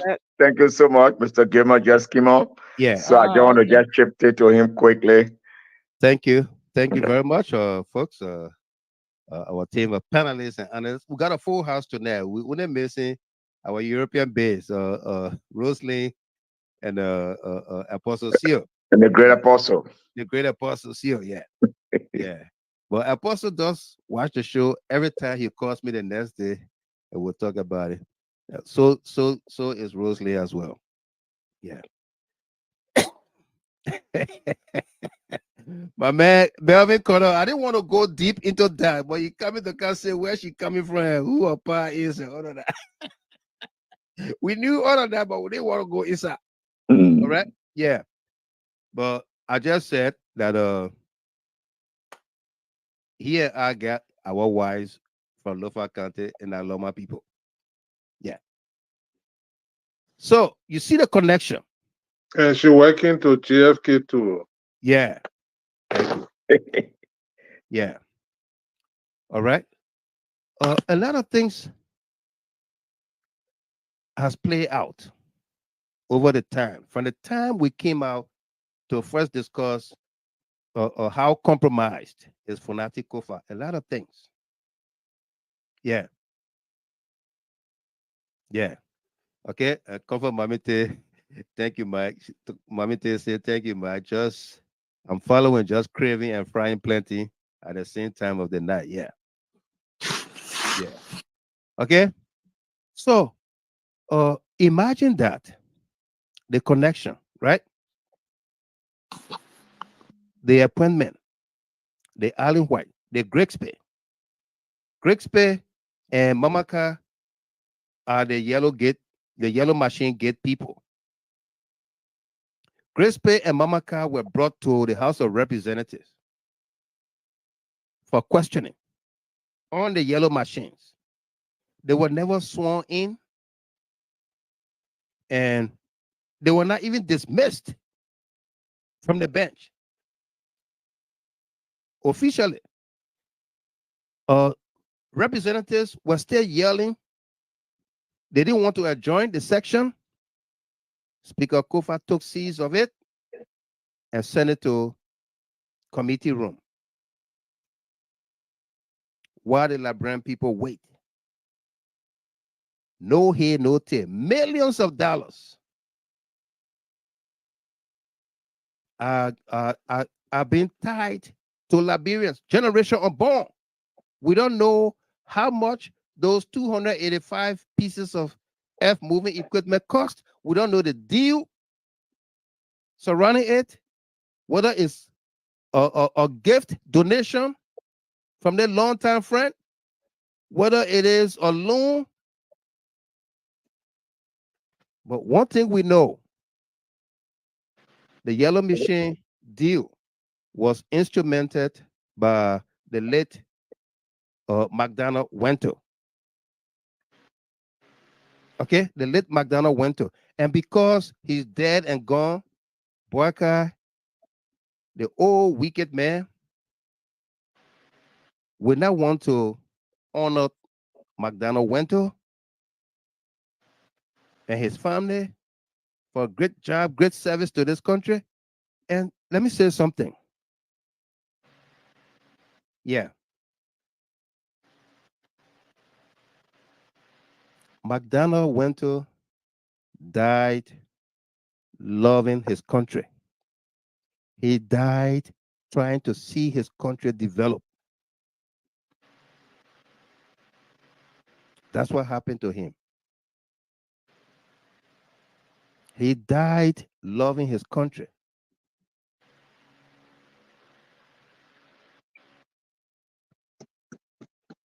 We are challenging Fonati Kofa to bring back Grigsby and Mamaka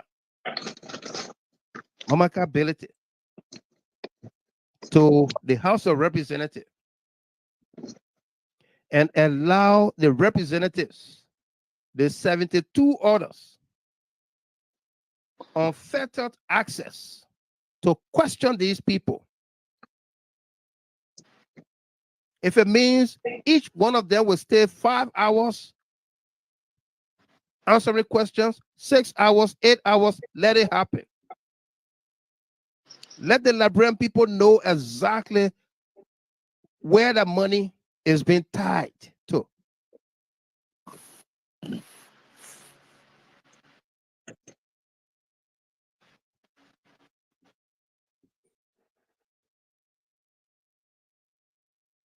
Yeah. Nina Quia, my lovely daughter, welcome there. How you doing tonight? Welcome, Fargo, North Dakota. Good to see you.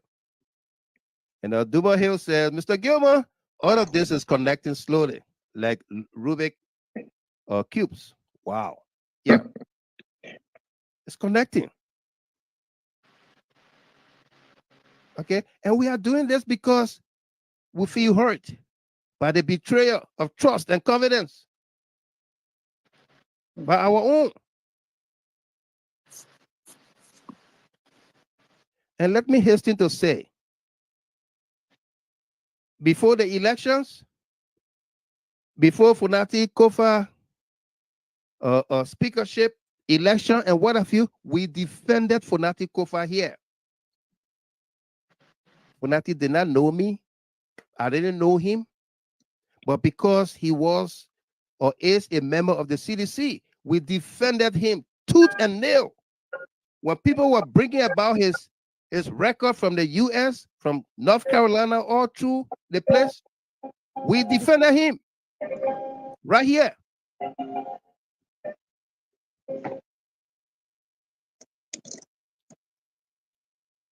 Okay, we defended him.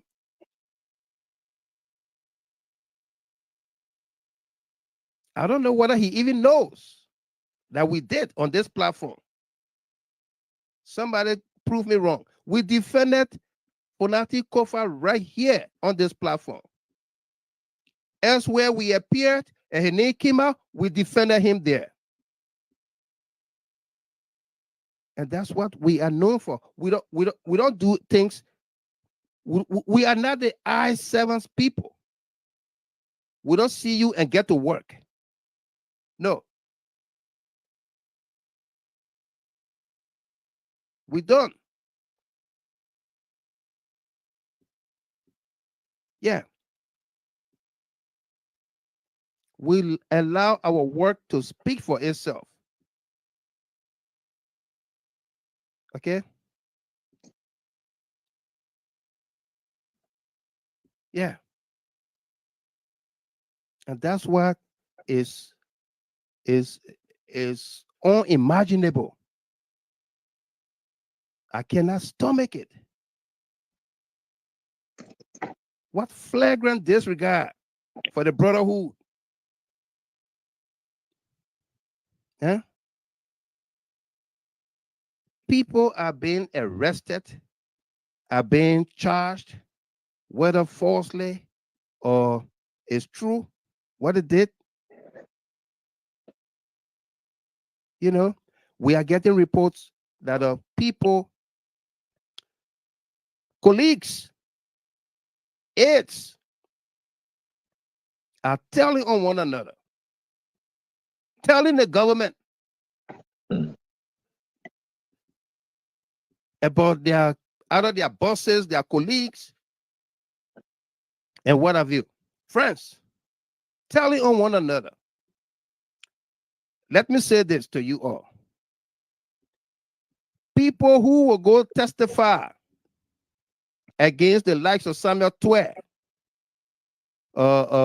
Nyenati, and others that are named today on our document, they will not be strangers to us.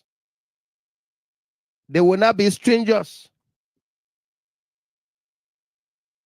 And it will be like, I saw a video the other day. You know the pillow fight? Yeah, let me describe it that way. You know the pillow fight? Cllr Richards, Mark Richard Blair, City Capper Rodney, Mary Doe. The pillow fight, where everybody get pillow, you just knocking, anybody you see you knocking them. Eh? The merry-go-round pillow fight. That's how this investigation or these charges are going on. People are telling on one another. People are telling on one another. And they will do it all.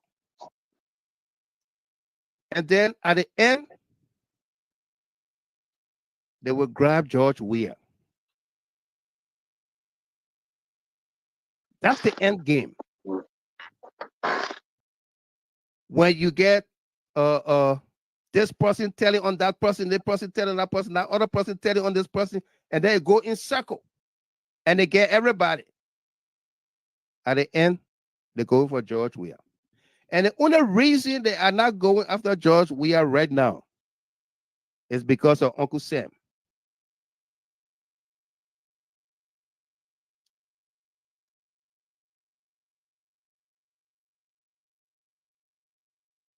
It's because of Uncle Sam. He's preventing it. Okay? He's preventing it.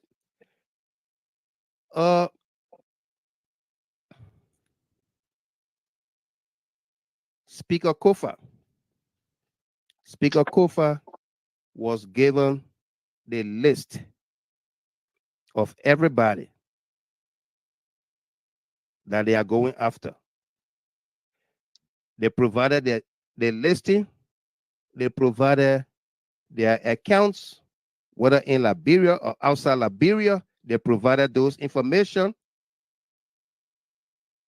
The same thing they gave to Bwaka is the same thing they gave to Kofa.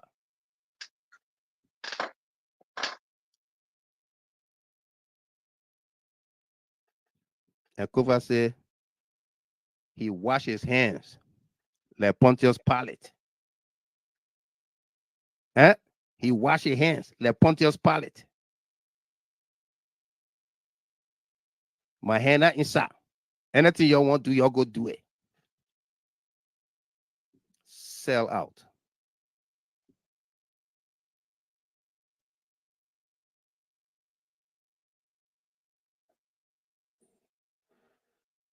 Okay? It doesn't interest us to come or go after our own like that. But if we get this information and we don't pass it on to you, you will not make that decision.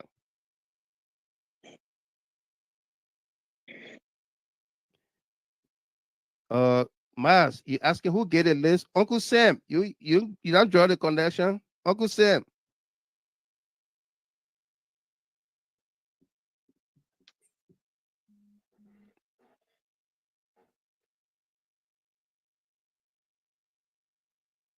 Okay.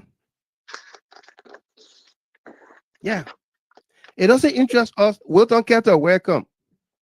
It doesn't interest us to go after our own in the fashion we are doing it.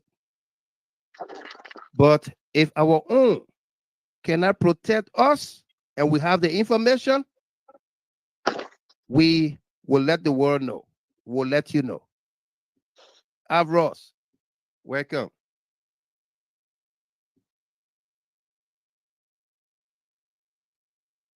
Okay.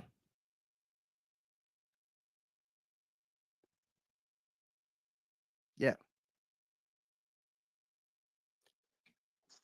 Audits were done during the Unity Party time. The audits are sitting there. The audits are sitting there. When we started off, somebody said whether Brani Samuka and Salif from Central Bank were all what is it name? Witch hunt. That's Sprite you drinking? Yeah. I'm watching you watching me. Eh? You know, Cadico Sprite. Cadico Sprite. Yeah. You know, my brother, if you land out, I would like to come in, man, when you close it out, okay? Yeah, I got you wanna jump in right away? No, I mean if you're closing out, that's fine. I'm not closing yet. We got this Abbey Bank we're going to now. Yeah. Oh, okay. Because I know that we got a full house the other night. Right. And it's so unfortunate that we are a little bit late, but the topic on the discussion is very important. And we got to put things in context. This is becoming a drip. And here's the thing. First and foremost, from January up to today's date, the two first things that happened, and it was never addressed, especially by the lower house leadership, emanating from Speaker Kofa, all the way the entire leadership, and of course the caucus of the CDC legislative branch, was first when they went disrespectfully to withdraw security from President Weah. Yeah. And when they when they stopped him from using the VIP lounge. Yeah. their silence was definite. I want to ask a question. Is there any official statement from the office of the Speaker of the House of Representatives with regard to those issues? No. Now, that's the initial thing I'm talking about. Because let's take for this part of the world we find ourselves today, the United States of America. Mark Johnson, who happened to be the current Speaker of the House, yeah, he immediately goes to the microphone every and any time something happens against Donald Trump. He takes to the microphone. He don't go for consultation anyway. No, doesn't. He immediately, as soon as he leaves his office, he gets outside microphone in his face, he ready to address issues. What's wrong with our own speaker? What's wrong? We're not here to attack him. No. Speaker Kofa. I mean, we'll find no pleasure in doing that, but this is disappointing. And whatever that has been stated, you cannot be conspicuously silenced continuously. No. You give reason for this kind of, because if there's not the fill in the gap, people are going to fill in the gap. You can't do this.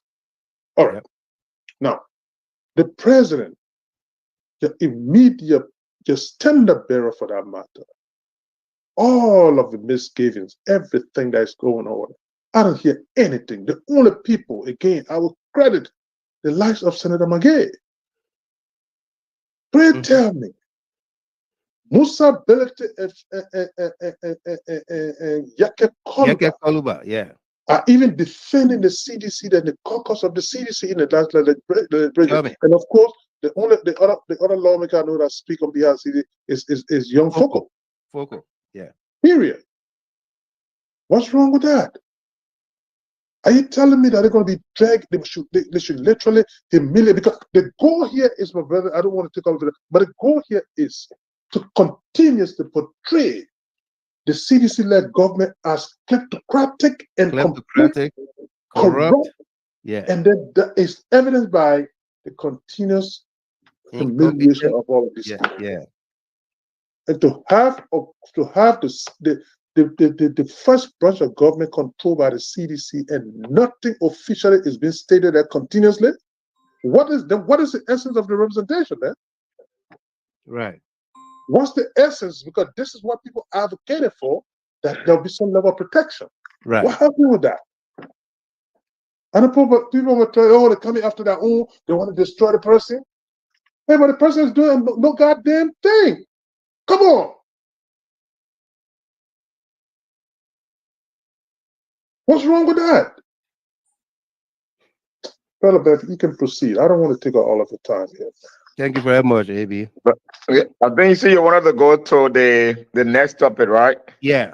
But are you guys really surprised about Fonati Kofa? Do you know the history of Fonati Kofa? Why will you guys just think it'll be a surprising thing? Fonati Kofa is not a member of the CDC. He only manipulated his ways to get through. Right. He's a member of the Liberty Party, became chairperson of the Liberty Party. Yeah.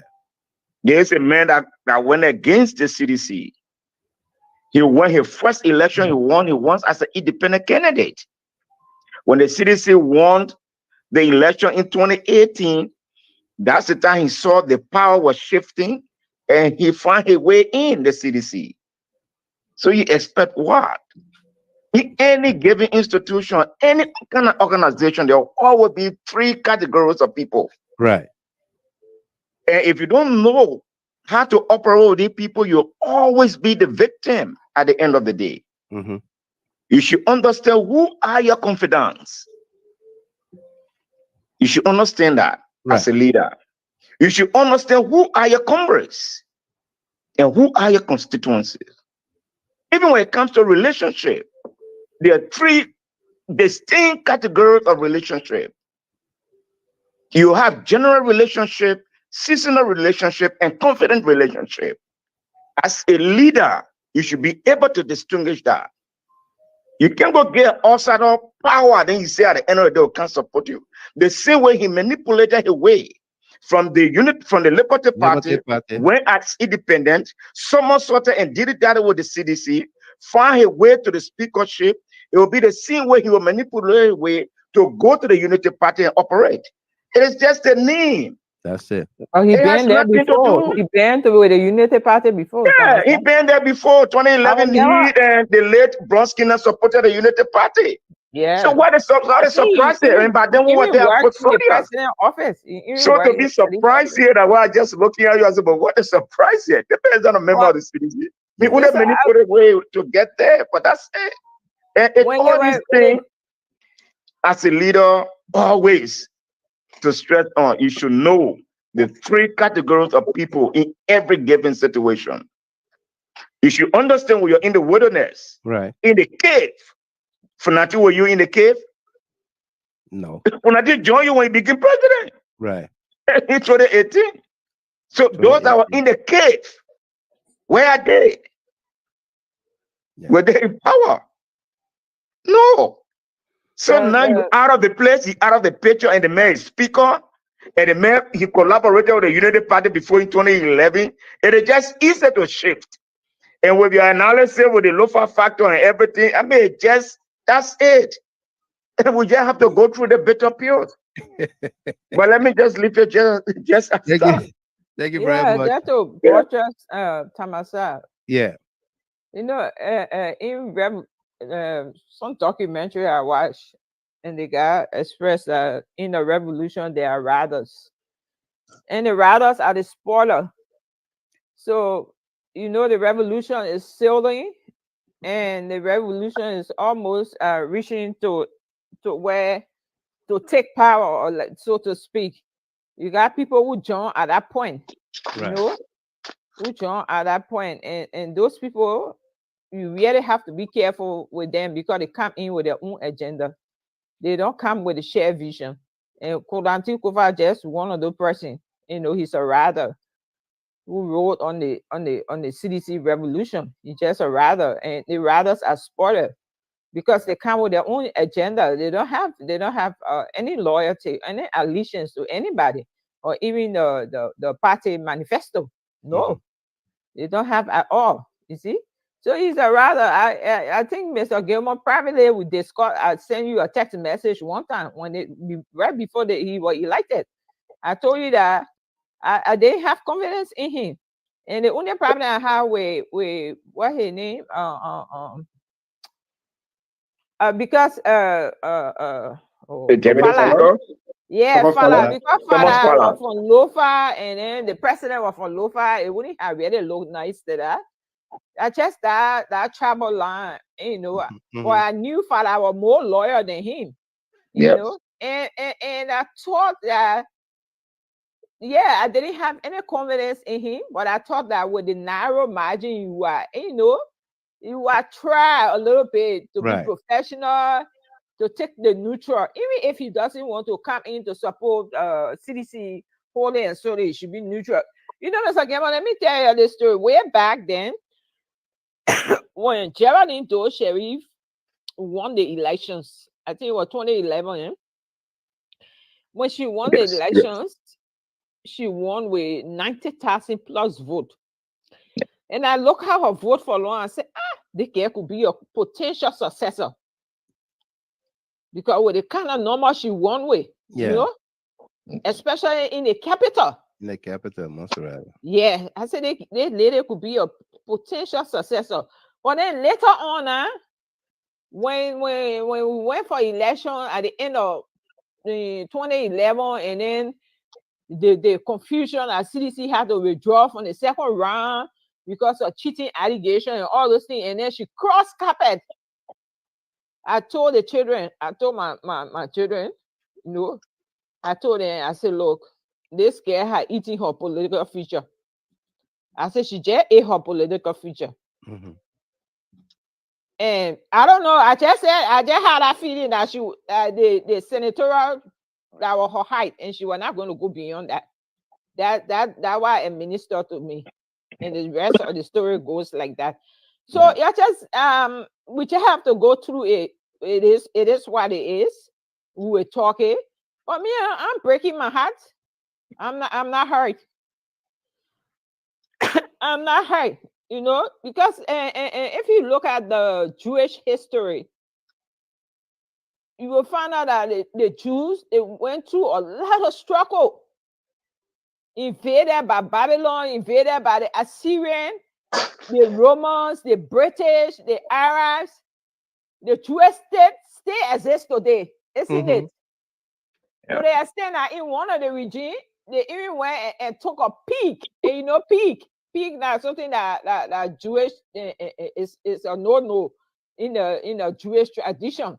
Right. You know, in Judaism. So one of the leaders, even to provoke the Jewish people, took a peek and killed the pig on the altar in the temple. That's how far they went to provoke the Jewish. But the Jewish, they survived. So CDC should learn. CDC will survive. Will survive and will learn from these things. Sure. Will survive and will learn from these things. That's why Absolutely. I said CDC will win again, but there will be surprises. I keep saying this. Yeah. We will win again. Definitely, CDC will win again, but there will be surprises. You know. So we shouldn't be deterred. These are phenomena that happen in age past. You know, and people make a comeback. We can still make that comeback. It's just that we have to talk because it's our country, so we're talking. But if we put our acts together, we still more. We still more. And the kind of opposition solidarity you saw when the CDC were in power, you will not see it. You will not see it in this case.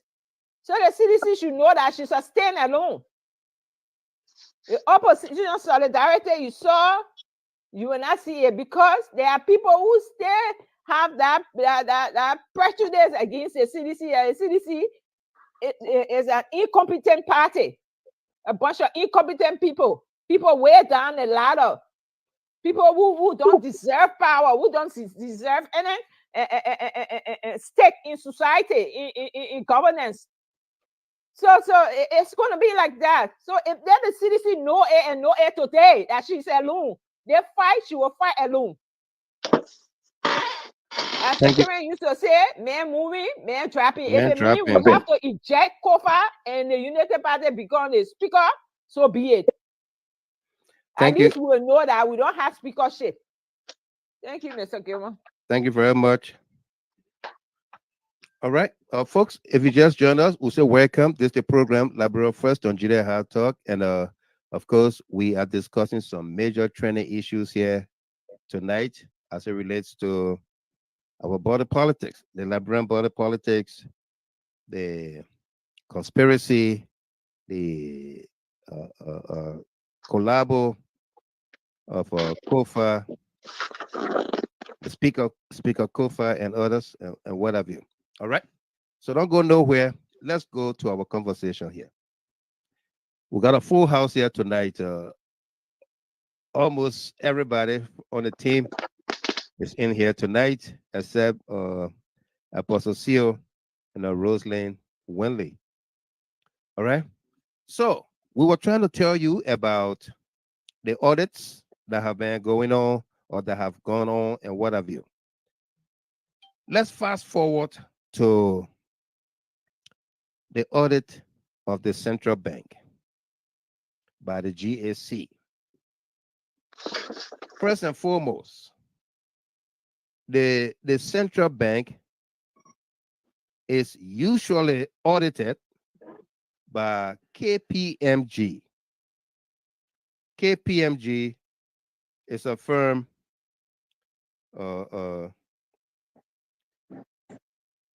an American firm that is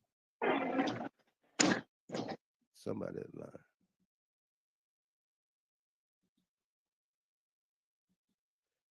KPMG is an American firm that it is based, they got an office here in Detroit, downtown Detroit.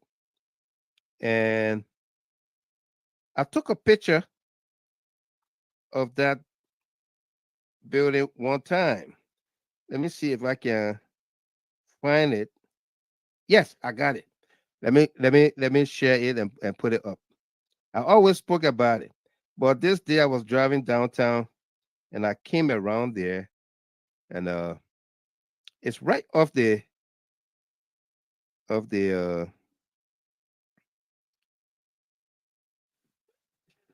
it's right off the tunnel as you enter downtown Detroit.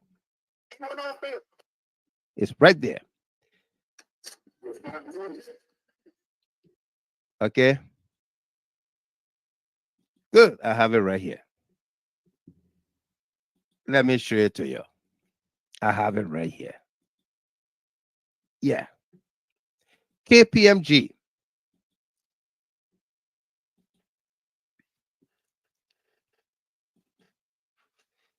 This is it. You see KPMG? That's the building right there, and the sign KPMG. The central bank is audited by this company every year before the State of the Union address or State of the Nation address. Yeah, the Southern. We know so because we always frequented the bank's website, and we saw many reports, many audit reports by KPMG. So to bring in the General Auditing Commission to audit central bank is another concern. When KPMG and outside independent organizations have always done it. All right? Yeah. So an audit was requested by Joseph Boakai of the central bank, and it was executed. That audit was executed. And what happened? During the audit, according to information gathered, Governor Talu, Aloysius Talu, and his team had additional information, documents to provide to the GSC. And the GSC said they could not take it. That time have lapsed, and they could not take any additional information. So central bank should take that information to the PSC, the Senate committee that is holding the hearing or investigating. All right? But all of these things only happen because there is an ulterior motive. One, to remove Governor Talu, Aloysius Talu. Yes. Two, to appoint Joseph Boakai's nephew, Henry Samoa, from RB Bank. I live alone. Go to RB Bank. 5 times I took loan from there. Henry Samoa is Joseph Boakai's nephew, and he wants to name him at Central Bank. You will recall, we reported here time ago, even from Liberia, that Samoa was to go to the finance ministry. Apparently, maybe because we spoke about it, so it did not happen. But this time, Samoa is slated to go to Central Bank if, and only if, they can remove Aloysius Talu. So what did they do? In order to get Talu in a dragnet in a situation, they conducted the audit, and they want to hold him responsible for some of the things that happened before he even became governor. Okay? Some of the things that happened before he became governor, they want to hold him for it. But Samoa, as president of the International Bank, Labrador Limited, RB Bank, was formerly ITC Bank. All right? Samoa ran that bank in the grounds. That bank is up for sale. All right? Let me show you the bank information.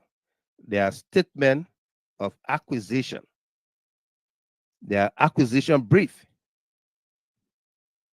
Okay? Yeah. This is RB Bank. Acquisition brief. That is, you need a minute to acquire something. Maybe you can break it down for this is RB Bank financial position. You're good, my brother. You're on track. Thank you. Okay, this is the financial position.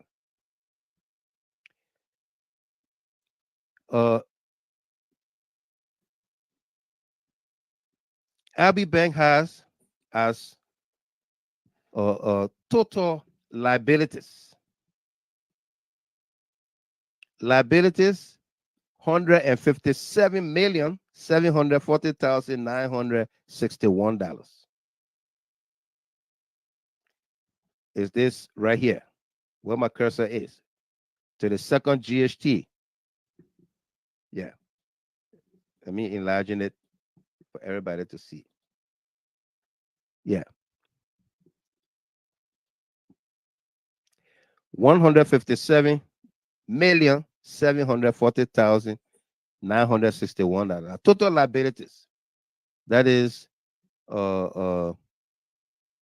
deposits from customers, account payables, deferred tax liabilities, lease liabilities, operating lease, current income tax liabilities, borrowings, other liabilities, and total liabilities, all in a rare circle. Yeah. All right. In a rare circle.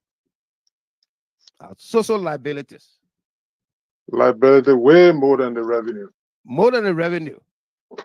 The assets. Equities. The assets, yes, the equities and the revenue, everything. Yeah. So you look at equity below GHT, the second GHT, equity, where my cursor is. Stated capital, $4,566,548. Stated capital. Yep. Share premium, $373,571. Statutory reserve, $3,206,395. Income surplus, $4,858,819. Foreign currency translation reserve, $7,023,730.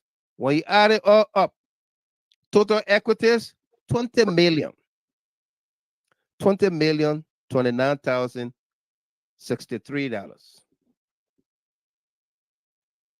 That $20 million. If 50% of depositors go to withdraw all their money from RB Bank today, you see the first line of honor liabilities, deposits from customers, $121,940,656. And you only have 20 million. So 120 million, or let's say 101 million, is not there. They short 101 million liquidity, cash. So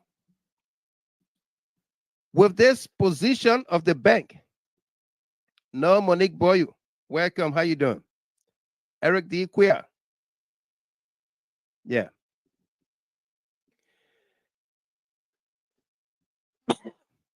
Excuse me. the position of the bank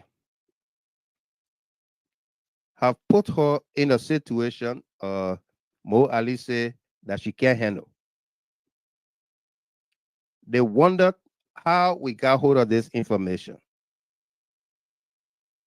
Yeah, one or two people try to tell us, say, how you can do stuff, you're not getting no facts. With all of these things, the UPist that's supposed to know book, they're asking for facts, evidence. When you can go to the bank and even ask questions. Besides that, Front Page Africa carried this story. But we bust this story first on Saturday. Yeah.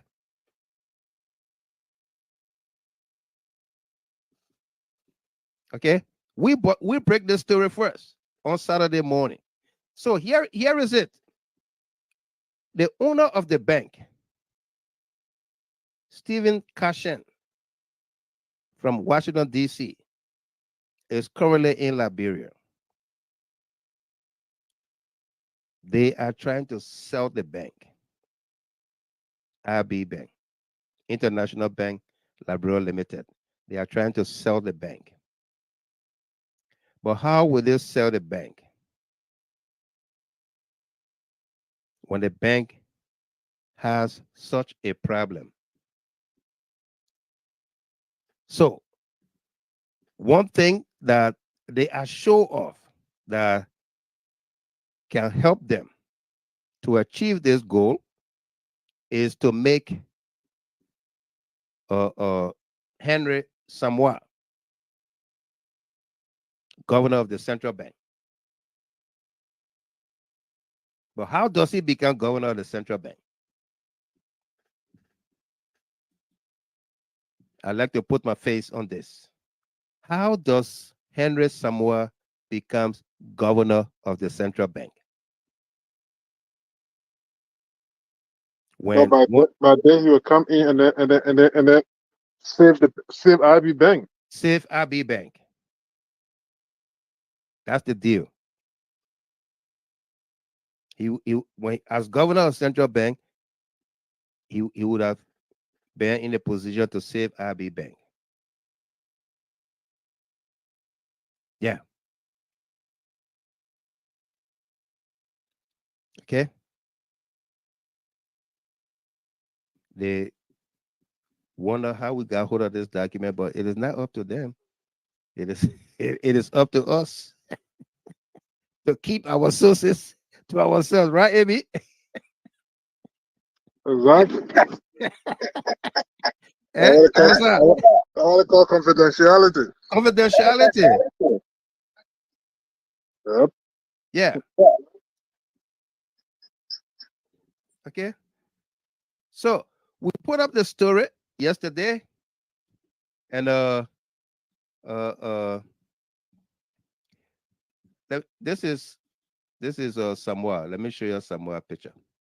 Henry Samoa from IB Bank. Joseph Boakai's nephew. This is Samoa. Yeah.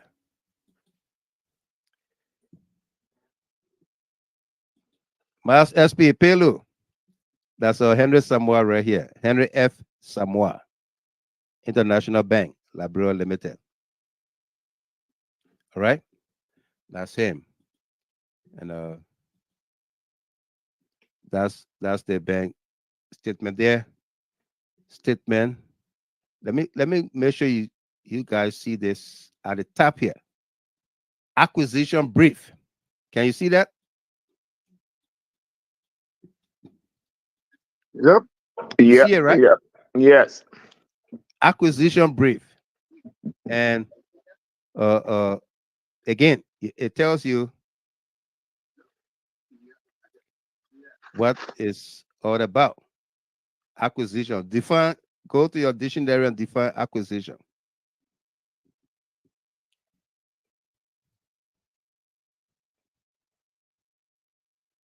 Yeah. Mass SP say very clear.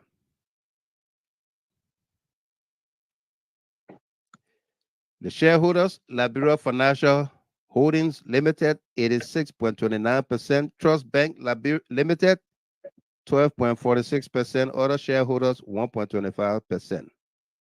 Bankers, Bank of Beirut, UK. Crown Agent Bank, UK. First National Bank, Lebanon. Ghana International Bank, UK. African Export-Import Bank, Cairo. US Bank, New York. We got a branch here in Detroit, US Bank. Solicitors, Heritage Partners and Associates.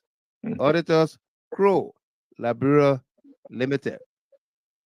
Latest audited financials for 2022. Yeah.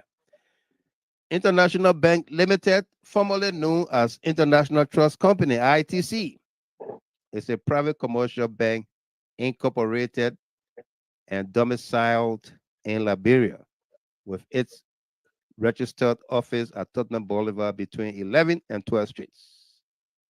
P.O. Box 10-292-1000, Monrovia, Liberia. All right. So, the story we put out yesterday, we said,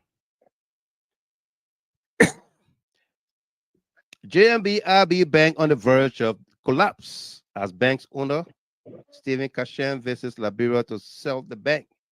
But JNB must first remove CBL Governor J. Aloysius Talu Jr. How is the sticking question? GHT Digging Depot Department reports that IB Bank is totally broke and on the verge of collapse. Documents we just show you in our possession indicate that audit reports show IB Bank in an over 120 million liabilities and cash balances at USD 20 million on hand. The bank's owners want to sell the bank and leave Liberia, but they can't with Governor Aloysius Talu still in control of the CBL. They want him out, either resignation or dismissal by Joseph Yuma Boaka based on audit reports that are not fully conducted. There are many supporting documents that indicate many transactions in the report were made before Talu's takeover, but were left out or not considered or falsely incriminate him. In another development, IB Bank President Henry Samoa, JNB nephew, is slated to replace Governor Talu once Talu is out. Talu can be removed either by the Senate or an audit by an external audit agency. The arrangements indicate that Samoa, as CBL governor, will facilitate the sale of IB Bank and subsequently create a cash flow for the bank. IB owner, an American named Steve Kashan, is currently in Liberia to follow through on the arrangements. It can be recalled that now President Joseph Yuma Boaka said, quote, "Our labor loans go to IB Bank. I've taken over 4 loans from the bank," end of quote. GHT Executive Administrator while Michael Gilman paid a visit to the bank while in Monrovia to ascertain JNB loans claims, but was not able to meet with bank's executives due to some tragedy an employee of the bank and her family sustained due to a fire incident in Cornwall that claimed about 5 people's lives. All right, and now we told you that during that time we told you what happened. We went there. It was a live video, and we went in Samoa's office, and his assistant told us the situation, that it was not a good day. One of their members had a tragedy. Her family home in Cornwall was gutted with fire and 5 persons died. That alone was enough for us to even sympathize with them. All right. But somebody wrote underneath the story we published, "What is that? What I got to do with your investigation?" But that's the country we have. People don't read with understanding. They don't empathize or sympathize with people's situation. Not because we wanted to know whether Joseph Boyka actually took 5 loans, whether he paid for it or not. His asset declaration are out there. Did you see it there? But he able to give tens of millions out for a foundation. Yeah. All right. So that's what's obtaining in our country with our people. This story continues. We're gonna continue to investigate and bring more and more development to you. But let's go to our team of panelists and analysts for their takeaways, and then we're gonna open up the lines and hear from you tonight. Let's begin with our ladies. Miss Dopo. Sarah. I know it's late. I hope she ain't just leave the phone on and she sleep carry on. Sarah on the clock. She on the clock, right? Yeah, she on the clock. Okay. Yeah.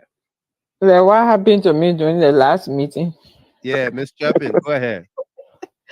Yeah, Mr. Gibbon, thank you again for the hard work, liberation. So we start from the Sarah will come here. No, Sarah. Okay. So we start from the speech. Right. Yeah, as Mr.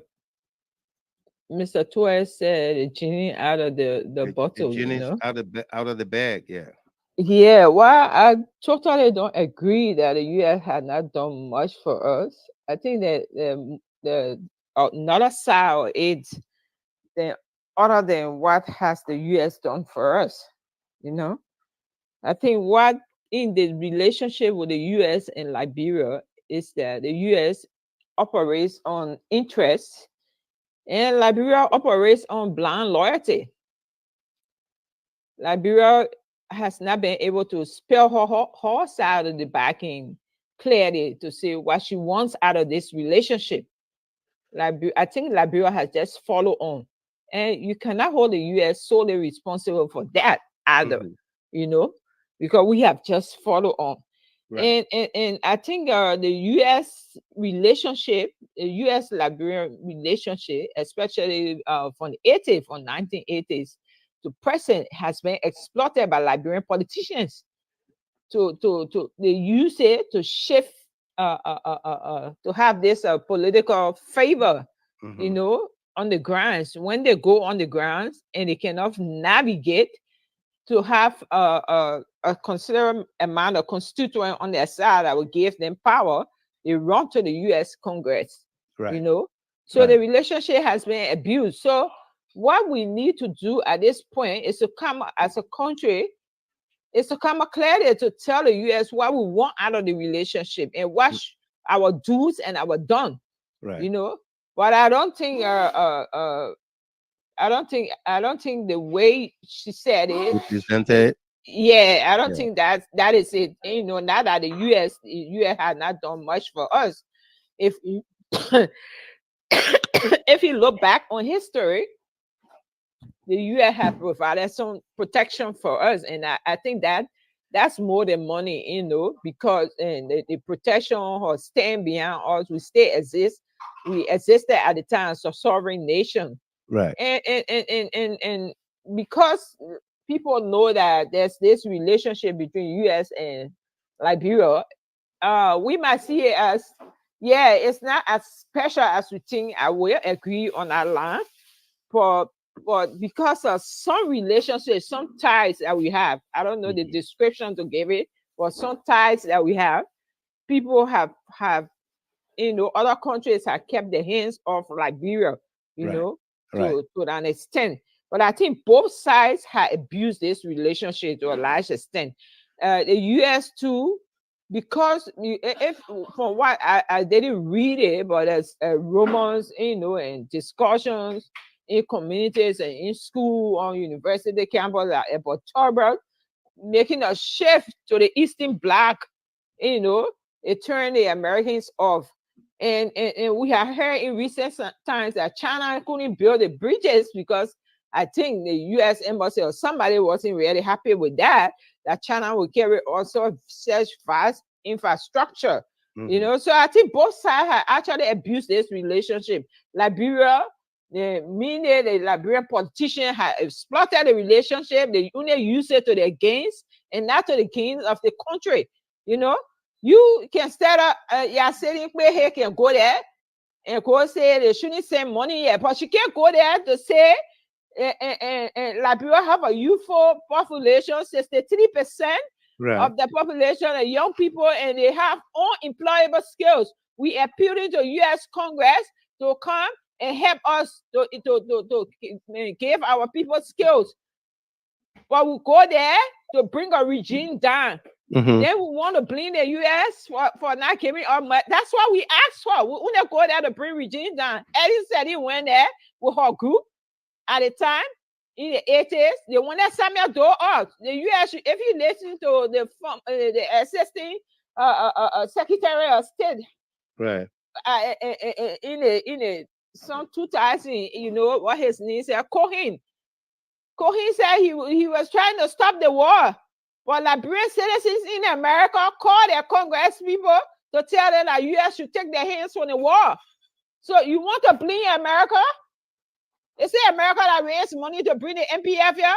Who went advocated for Cllr to be free for prison? Was it U.S. Congress? Was it the American people? No. It was us Liberians.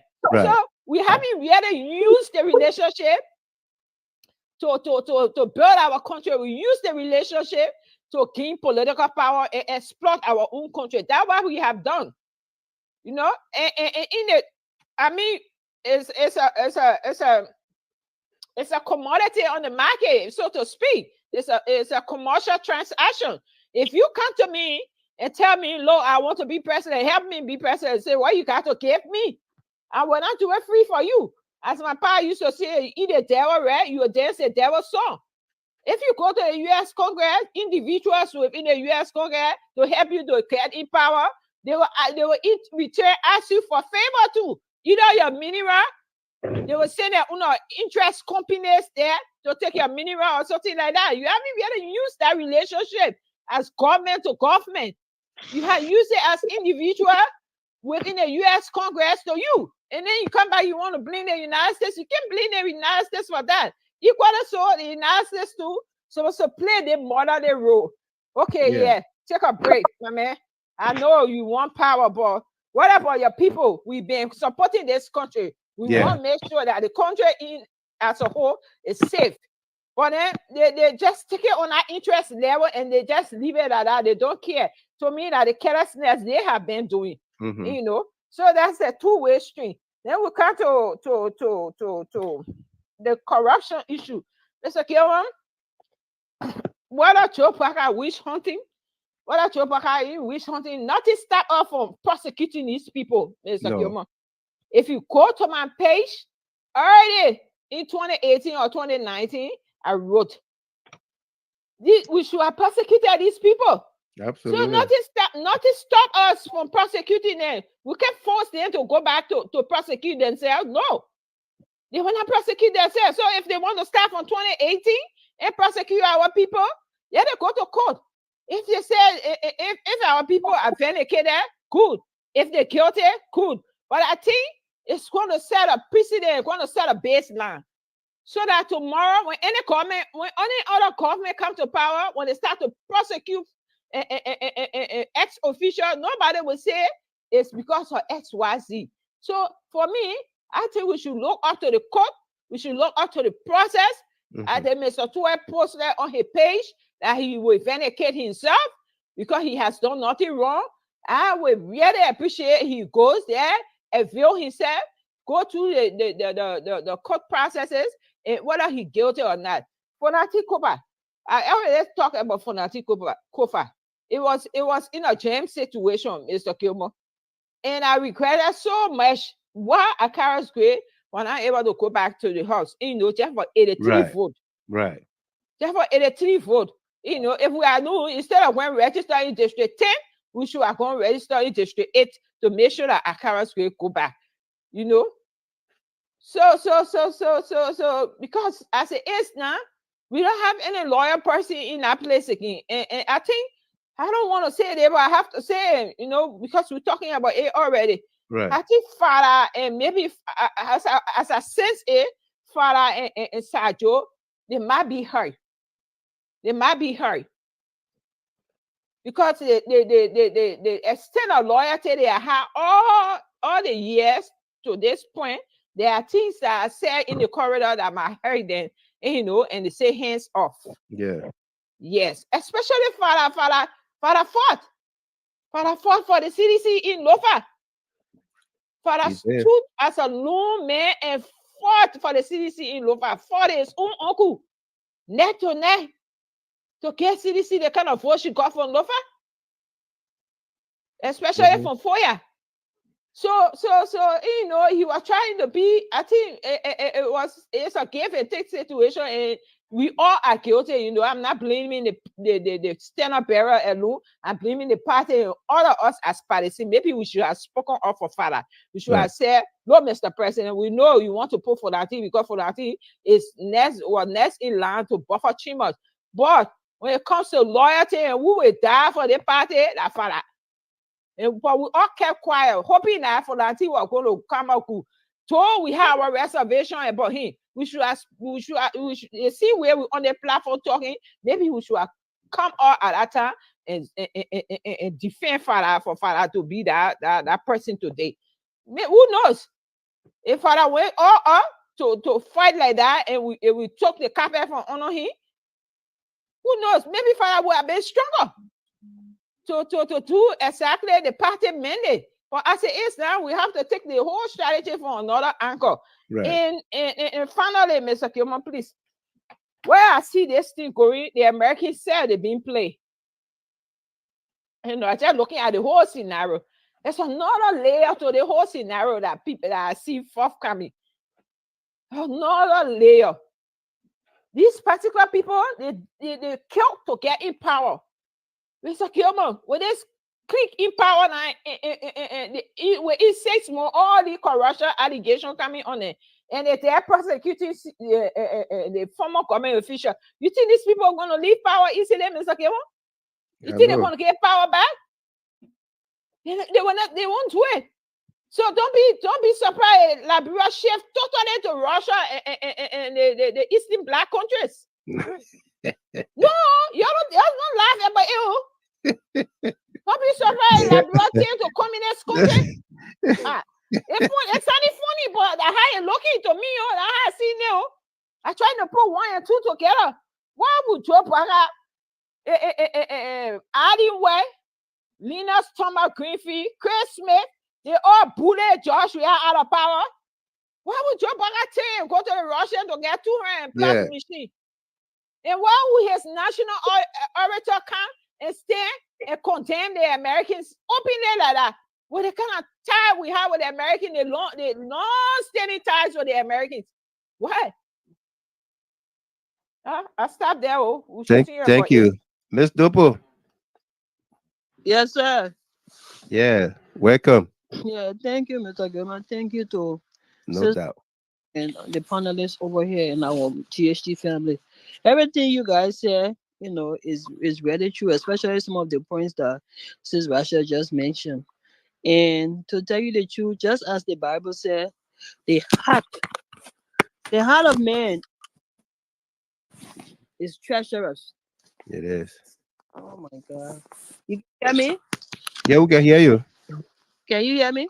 Yes, loud and clear. Just like the Bible said, the heart of man is treacherous. Nobody can know it. Nobody can know the heart of man. So we are all hurt.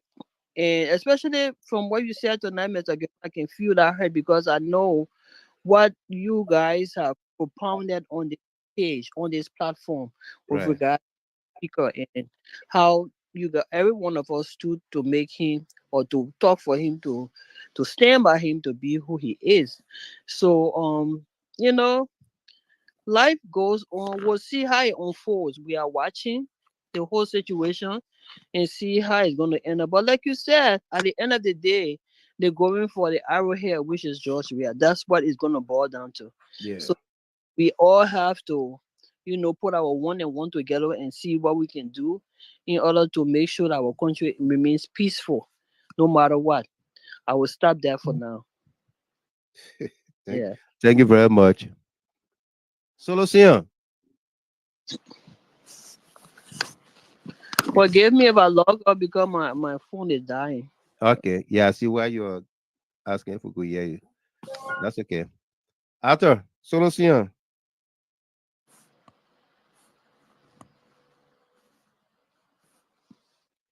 Solution, you at work? You busy too?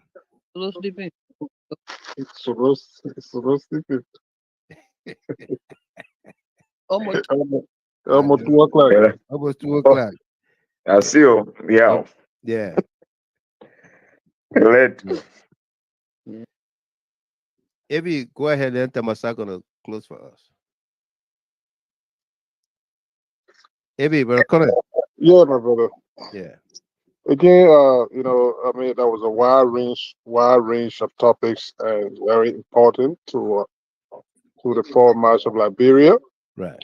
But it was a great one, and thanks for all of the informations. Hold on, I think there's an echo. Just a minute. Yeah, sorry, I didn't want the echo to come in. A lot of topics are covered, but again, let me read this and then you can incorporate it. I didn't follow AB today, AB William. Asata Miller said, Mr. Gilmer, Honorable Gray was unfazed the issue last night and said Boakai have ordered the CBL to give IB Bank $8 million USD. Did you follow on that? Any one of you? yes, I did. Wow. I did. I followed that. And all of the chips are falling in. Wow. The dots are being connected. Yeah. And a wide range of topics were discussed today. But let me start first with this issue about the Independent Day Orator. Independent Day My brother, we have our own expectations and reservations about America's role in Liberia. But there are just some basic things. If you be a research person, an academician for that matter, and you come out and render such literally indicting the United States, it should come with the numbers. Mm-hmm. Okay? Right. Dr. Pailey stated that America responsible that they are taking a lot from us that they have given. Yeah. And my question bears, assuming the Senate facts, but the irregularities, the financial irresponsibilities that Liberia is faced with today, America instructing you to do those things? America didn't tell you to pay senators more than they pay the American senators yet. America paid her senator $173,000 here for some of the states that even twice Liberia size. Mm-hmm. A state like Texas is way, way bigger than Liberia. Way bigger. Okay, and they paid their senators $173,000. Under the United Party government, senators were making $210,000. Representatives were making $185,000. $185,000. Okay. And then you come over here and beg the people to give you money, and you take it back there, and then divide the money. You divide the peanuts. The peanuts. And then you come, you eat a grumpy. And then you come back. And then you come back and say that these people, they do. Yes. You have 68 bogus agreements signed in Liberia during the United Party government. And none of those companies were direct American companies. How can you hold them responsible for that? As we speak today, United Party gave the free port of Liberia to a company that is not an American company. Right. For 25-year agreement that cannot be visited or revisited up until the expiration of the 25 years. America told you to do that. So when you're speaking, you speak on the numbers. That's the reason why. And by the way, I stay corrected, but there is no history of American diplomat walking out of a Liberian program. It never happened. Not even during the days of military leaders or during the day of wars in our country. It didn't happen. There are too many unprecedented things happening under this regime. It's sad. But again, to have a president sitting there, and then an independent orator excoriating your major partner, and you're nodding your head in approval, and your cabinet members literally salivating such, meaning to say the person is speaking for you at Liberia. But again, the reason there is that it was being done out of frustration, my brother. The government is not getting the anticipated cooperation from the United States. No. To the point that even there's speculation all in the corridors that senior government officials have been denied visa to come to the United States. Mm-hmm. So that's the reason why you see a lot of them even immediately talk to their Facebook, social media platforms to applaud the lady about what she stated. Yeah. If you give the platform, if you use your platform, that level of platform on the Independence Day, whoever is the person, they are there with your acquiescence. They are there with your approval. You peruse whatever deliberation they were coming to give. You can't tell me that she just wrote and then you didn't see her speech. Came over. They saw it. That's baloney. People can decide that thing. Yeah. But again, that was the situation. Yes, granted there are issues that America needed to do. But the irregular, the financial irresponsibility, America is not telling you to do these things. It's just glaring right there. It is. And up to today's day, they still advocating for such irresponsible financial salary to be paid to people over there. Okay? So for that issue, the issue of that's my position on it, and I got the problem with that whole kind of thing. And then when you go back, the orator, if you go back and see her writings, it got a lot of radical issues attached to it. It has a lot, yes. Mm-hmm. People have researched her writings from period and they see that there are a lot of radical approaches on issue. Okay, so those are things that How did she become to be national orator? Because they said she got connection to Dillon. And Youngly. Got relationship to Youngly. Okay, and apparently with that level of frustration, wherein Dillon had been made to understand that like, they denied him visa to come here, so they will use it. They use that as an alibi to say, you know what, this person, they come and then 2 hour waters for us here.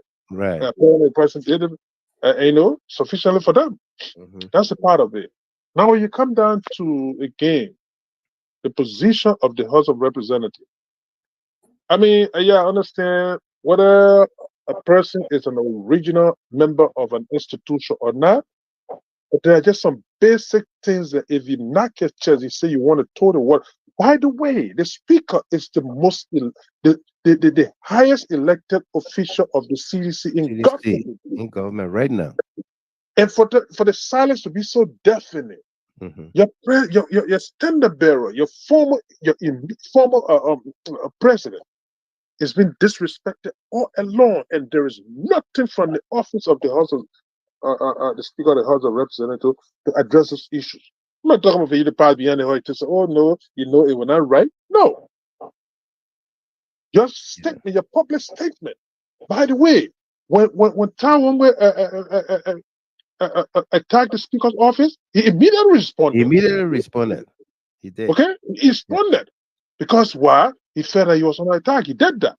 So you can't tell me and tell me that the Speaker can't say anything and so on and so forth. Yeah.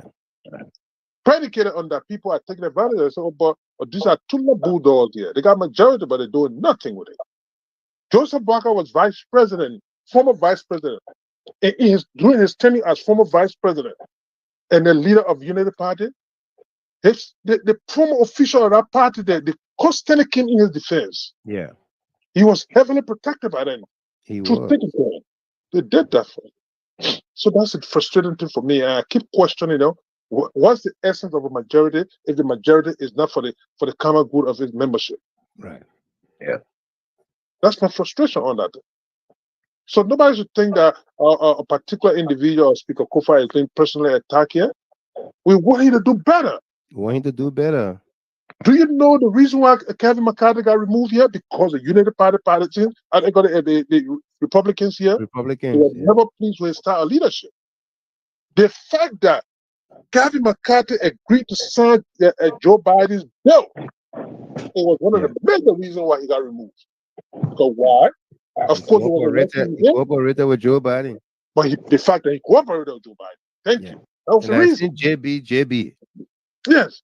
So for you to come in and tell somebody that, you know, you can't do this, you can't do that, you can't do this, come on. If anybody should think that we will do this, bring division, you know, the party, the CDC, because we are in the 2029 election, CDC, the membership are believers. They are believers. They're institutionalists. They believe in their institution. If they think that you're going to come and bring the kind of those kind of behavior and think that you will ride on the popularity and the membership of CDC to extend the way you want to say, you're mistaken. It will never fly. It's not going to work. So you better fall in line and do the right thing. You can't sit there constantly humiliate, disrespect, literally berate the people, and no official statement. Nobody's saying you go take arms and go fight people, but a statement from the office of the speaker has a lot of weight. It would do a lot. It bring the government a bug. It bring the government a check. You are the most senior elected official of the CDC in government today. Correct. Mr. Speaker. And this is my candid appeal to you. Stop being silent. Speak out. Say something. Do something. Don't just be there. Say something. That's the reason why your people went on hairband to make sure Akara's grave would have never been silent, even if it was a speaker today in that place. It would never happen. It would have never happened.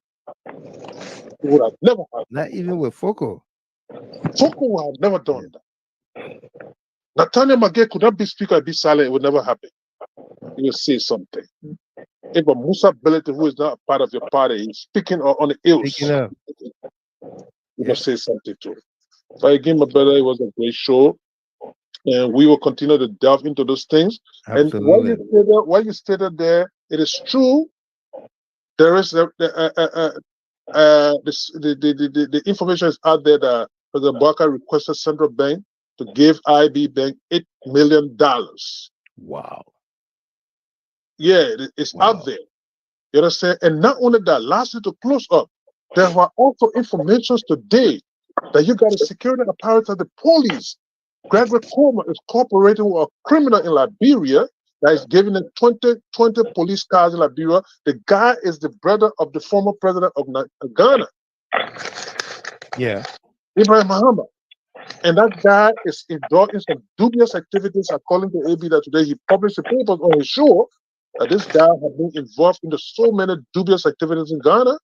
So he's laundering his money. He's laundering money.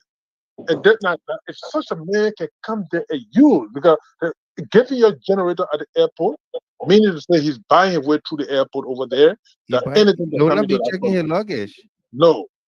So that's the reason why he came and gave you. Do you know what it means for a man that you're not your brother, now you're nothing, to give you 20? The House of Legislature at this point in time should be investigated. Why? That's the police. The police is a security apparatus of our country and is being compromised at that level. They need to be investigated at this point in time. Tomorrow morning, they should be called to give answers to go and question. What is it good? First and foremost, the procurement law of Liberia, you cannot purchase any old material for this country in terms of vehicles and anything. Now, I don't care whether they were giving free. There's nothing like a free lunch. These people won't be answering some questions. But my brother, I know it's time if I spend. A great show, and thanks for the effort again. Thanks to all of the panelists and analysts and the follow-up. No doubt. Thank you very much, AB. Take it away. We'll take callers tomorrow. We're not taking callers tonight. Yeah, thank you so much, the wise man. Yeah, you know, I listened to Mike Mike's statement, Mike Jabate, the assistant minister. I think, look, Mr. Gilman, I don't know what is going on. I believe by now this man would have been called by plenary for a assistant minister to threaten the life of a sitting representative, a Liberian representative, call him live and threaten his life.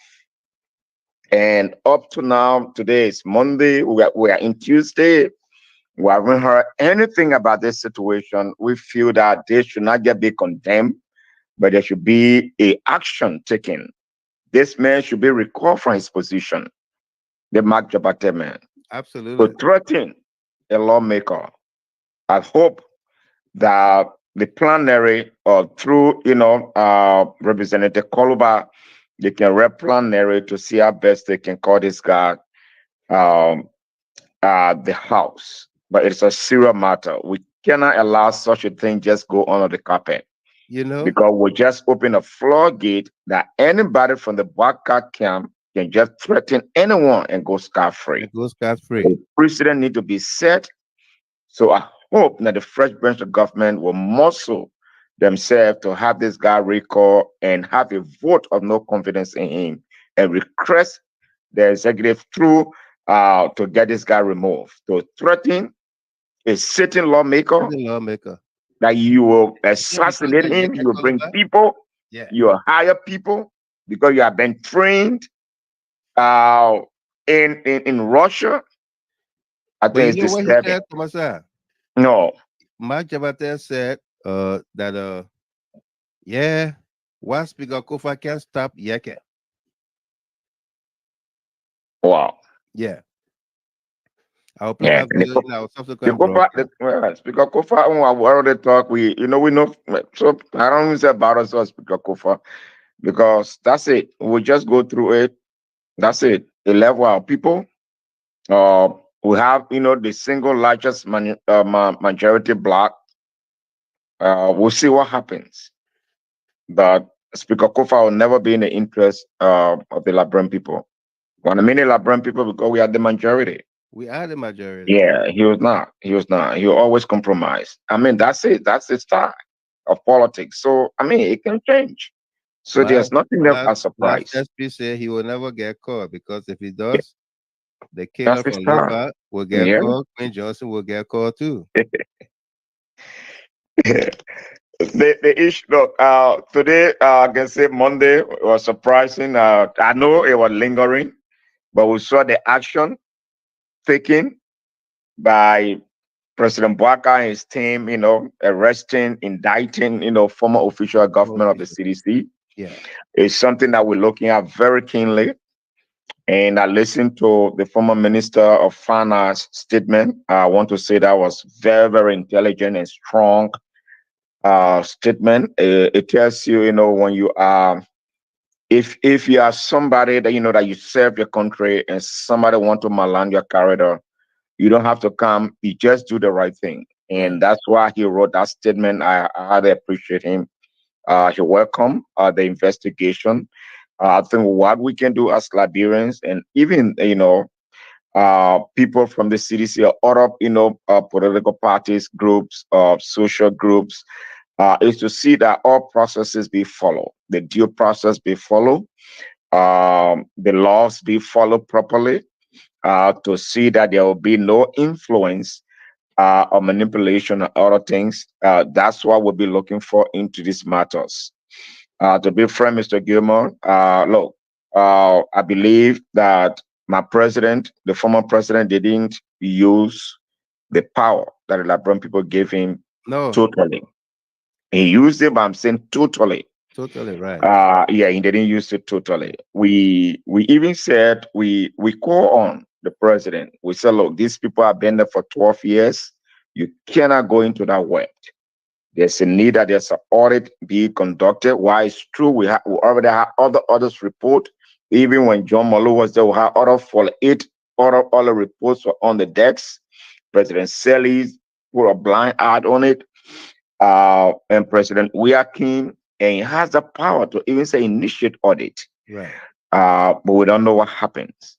And the guys are using their powers, you know. And once they say they conducted an audit report and they are following the leads on the audit report, it's something that we all need to just follow and see. So I won't just go there to go talk. And once they say they are going to court, we just need to follow the process, follow the due process, and make sure that the right thing is done. Other than that, that's it. We had the chance to do what we're supposed to do, and the guys, we didn't use it. I don't know for what reason. I'm still just disturbed.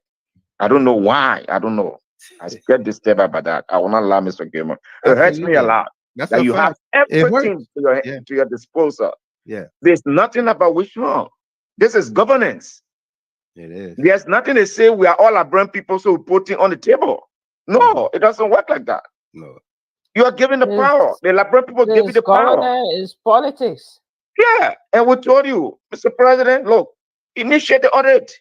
You have to use the initiate audit. People should be held accountable. For 12 years, somebody went and sat down somewhere for 12 years. Yeah. And then you just came in and you say, can I audit? Yeah. And then, I mean, it's a serious mess. But we'll watch the process, Mr. Gilman. Okay. We're watching the process. That's why I don't want to talk more. Let's see what happens. Let it do what it's supposed to do. We'll see what happens. You know, and I listen, you know, to the CDC. They are watching. I listen to the Secretary General and came out with something even to the chairman. Right. So we're watching. We'll follow the process keenly. The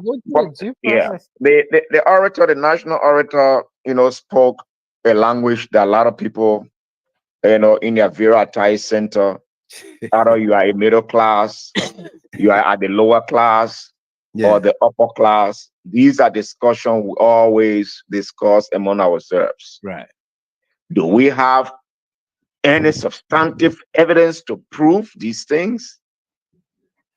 We can tell. We can't tell. But I think it's something, it's a discussion that already come to the public glare. It is good that the Pandora box has opened. Let us all discuss as Liberians. The only thing I enjoy in this, I want to just give the lady a kudos. That she was very strong, a young lady, Robtel Pailey, very strong, brave, that she was able to articulate the way she feels. Whether it is right or whether it is true, it is not my concern yet. But that posture to speak in front of power, that 177 years, that from the 100 to 75 or 76, we have men with trousers and other things. They couldn't call out people. It is good for this discussion to be initiated. So let us go on the table and discuss it. And then we can go into, there are a lot of things. Look, there are collective responsibility in the whole process. We as Liberians will have a part to play. And even said these people that we call our foster parents or what have you, mind you, these people recognized in 1862, when we gained independence in 1847. 1847. When we gained independence in 1847, they never recognized us as a nation. No. It was in 1862. 62. Before they came and recognized us. Yeah. So there are a lot to say. But it's good for the discussion to be initiated. And that's what I appreciate. And I just want to get, when I see this guy on hardcore, I say, Lord, thank you so much. That the bravery for me, the courage to come and speak. And also, she also highlighted some excesses of the Black administration, the appointment of other peers. So, I mean, it's something that she spoke, you know, So, there are people it may not be, you know, in a way, but she raised some issues. She raised some issues, even from the Black camp. You know, she raised some issues. So I appreciate her, you know, for now. You know, let us go into the discussion and let us all evaluate ourselves as Liberians. I think there is time that we all come to rediscover ourselves, to know our shared values. Because I believe, look, when they talk about identity crisis, I think Liberians are one of the biggest people. Sometimes we are like American, sometimes we are like this. If you see like brother man speaking the Ghanaian language, say you confused. When the man speaking Creole, say he confused. When the man go Nigeria and other Nigerian man. So the identity, we need to know ourselves, know our shared values, and know what bound us together. If we can discover these things, and then from there on we start talking up to our partners, and where, you know, since Russia talk about, look, we need to be clear with these people to know what we want. It's very important. Right. And I believe that we've been very selfish on these things, especially leaders. They did it to protect themselves. But there are more to talk about. So thank you so much, the wise man. Thank you for the opportunity. Thanks to all the panelists, and also those that have been following us, listening to us. We honor you. We are so humble. The courage to just listen to us, that's what we respect. So thank you so much, the wise man. It means a lot to us. Thank you so much for the opportunity. Taking us home is, again, T-Man Williams, white teeth, black heart. T-Man Williams. Jealousy, jealousy. I say, sacre point. Wait till we blaha. Did not be spending. That's also wait till we blaha. Well, folks, that does it for us here tonight. Thank you very much for being there, being who you are. We apologize, we didn't take any calls in tonight. We had a full house of our panelists and analysts. Join us for our subsequent broadcast. Until then, I've been your host and announcer, Michael Gilman. Bidding you a pleasant good night rest.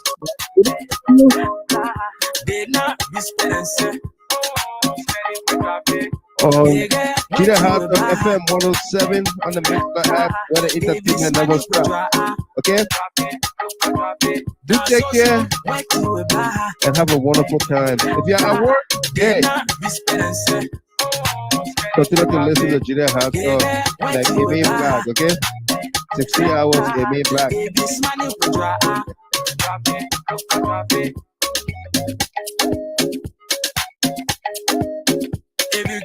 Nelson TD, George K. Salim, they try to be like you before you talk about my daily. Peter Williams, Silver Hill, Alsata Miller, Silver L. Murray, your mona get your point. Cora Finche, Silver Waro, Look at jealousy, okay, yo, jealousy. Jealousy, Jen McBorough, Opportunity, Harriet Weezer, James City, jealousy. No Monique, Boyu, Isaiah Wompley,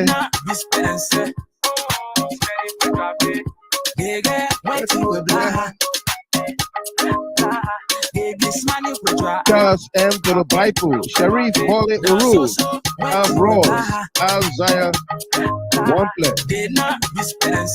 Hoda Sharif, Kimmy Peace say, Frank Tillman. Thanks for tuning in and being there. Alvin Yang, Matthew Talley, Agnes B. Waller, Yasake Way, Momo D. Samula. Until then, I've been the host and announcer. Have yourself a wonderful night. You take care. I'll catch you on the rebound, okay?